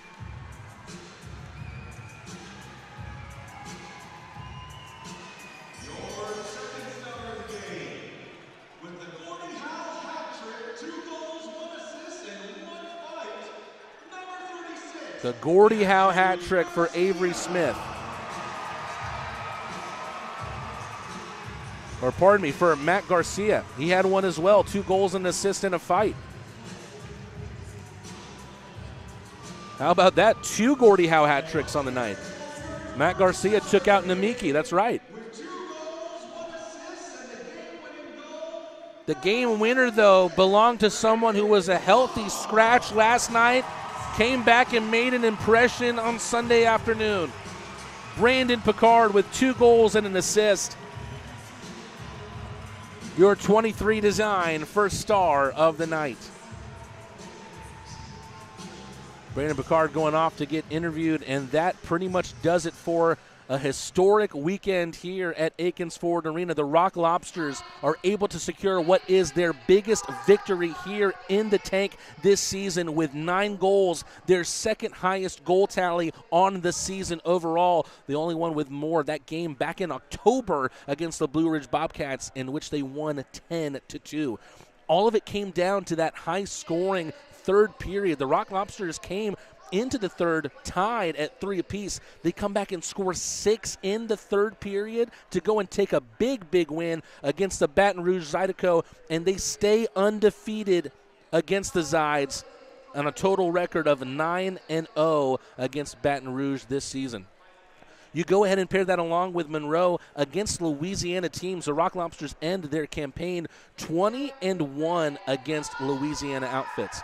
But the biggest news perhaps of all, so many things to be happy about. Milan, 1 point away from 100 points. A couple of Gordie Howe hat tricks. A couple of 2-goal performances. But the biggest point that the Rock Lobsters and head coach Steve Martinson will take ahead to what is a pivotal 2 games against the top team in the Empire Division is that they are now the top team in the Continental. Same amount of games played as the Carolina Thunderbirds, and now 2 points ahead of Carolina in the standings. However, to be able to go and secure that top spot for the playoffs, the Rock Lobsters are going to have to be near perfect. The Rock Lobsters need you. The Rock Lobsters need you to be in the building Wednesday and Thursday as they take on the Binghamton Black Bears, the top team in the FPHL, the top team in the Empire Division, for 2 games, Wednesday and Thursday. Puck drop, both games at 7:05. We need you here in the tank. We hope to see you. If not, we hope to see you here on the stream, on the exclusive streaming home of all things Athens Rock Lobsters, the Athens Rock Lobster Network. Thank you so much for tuning in tonight. You saw a big one. The Rock Lobsters beat Baton Rouge 9-3. We'll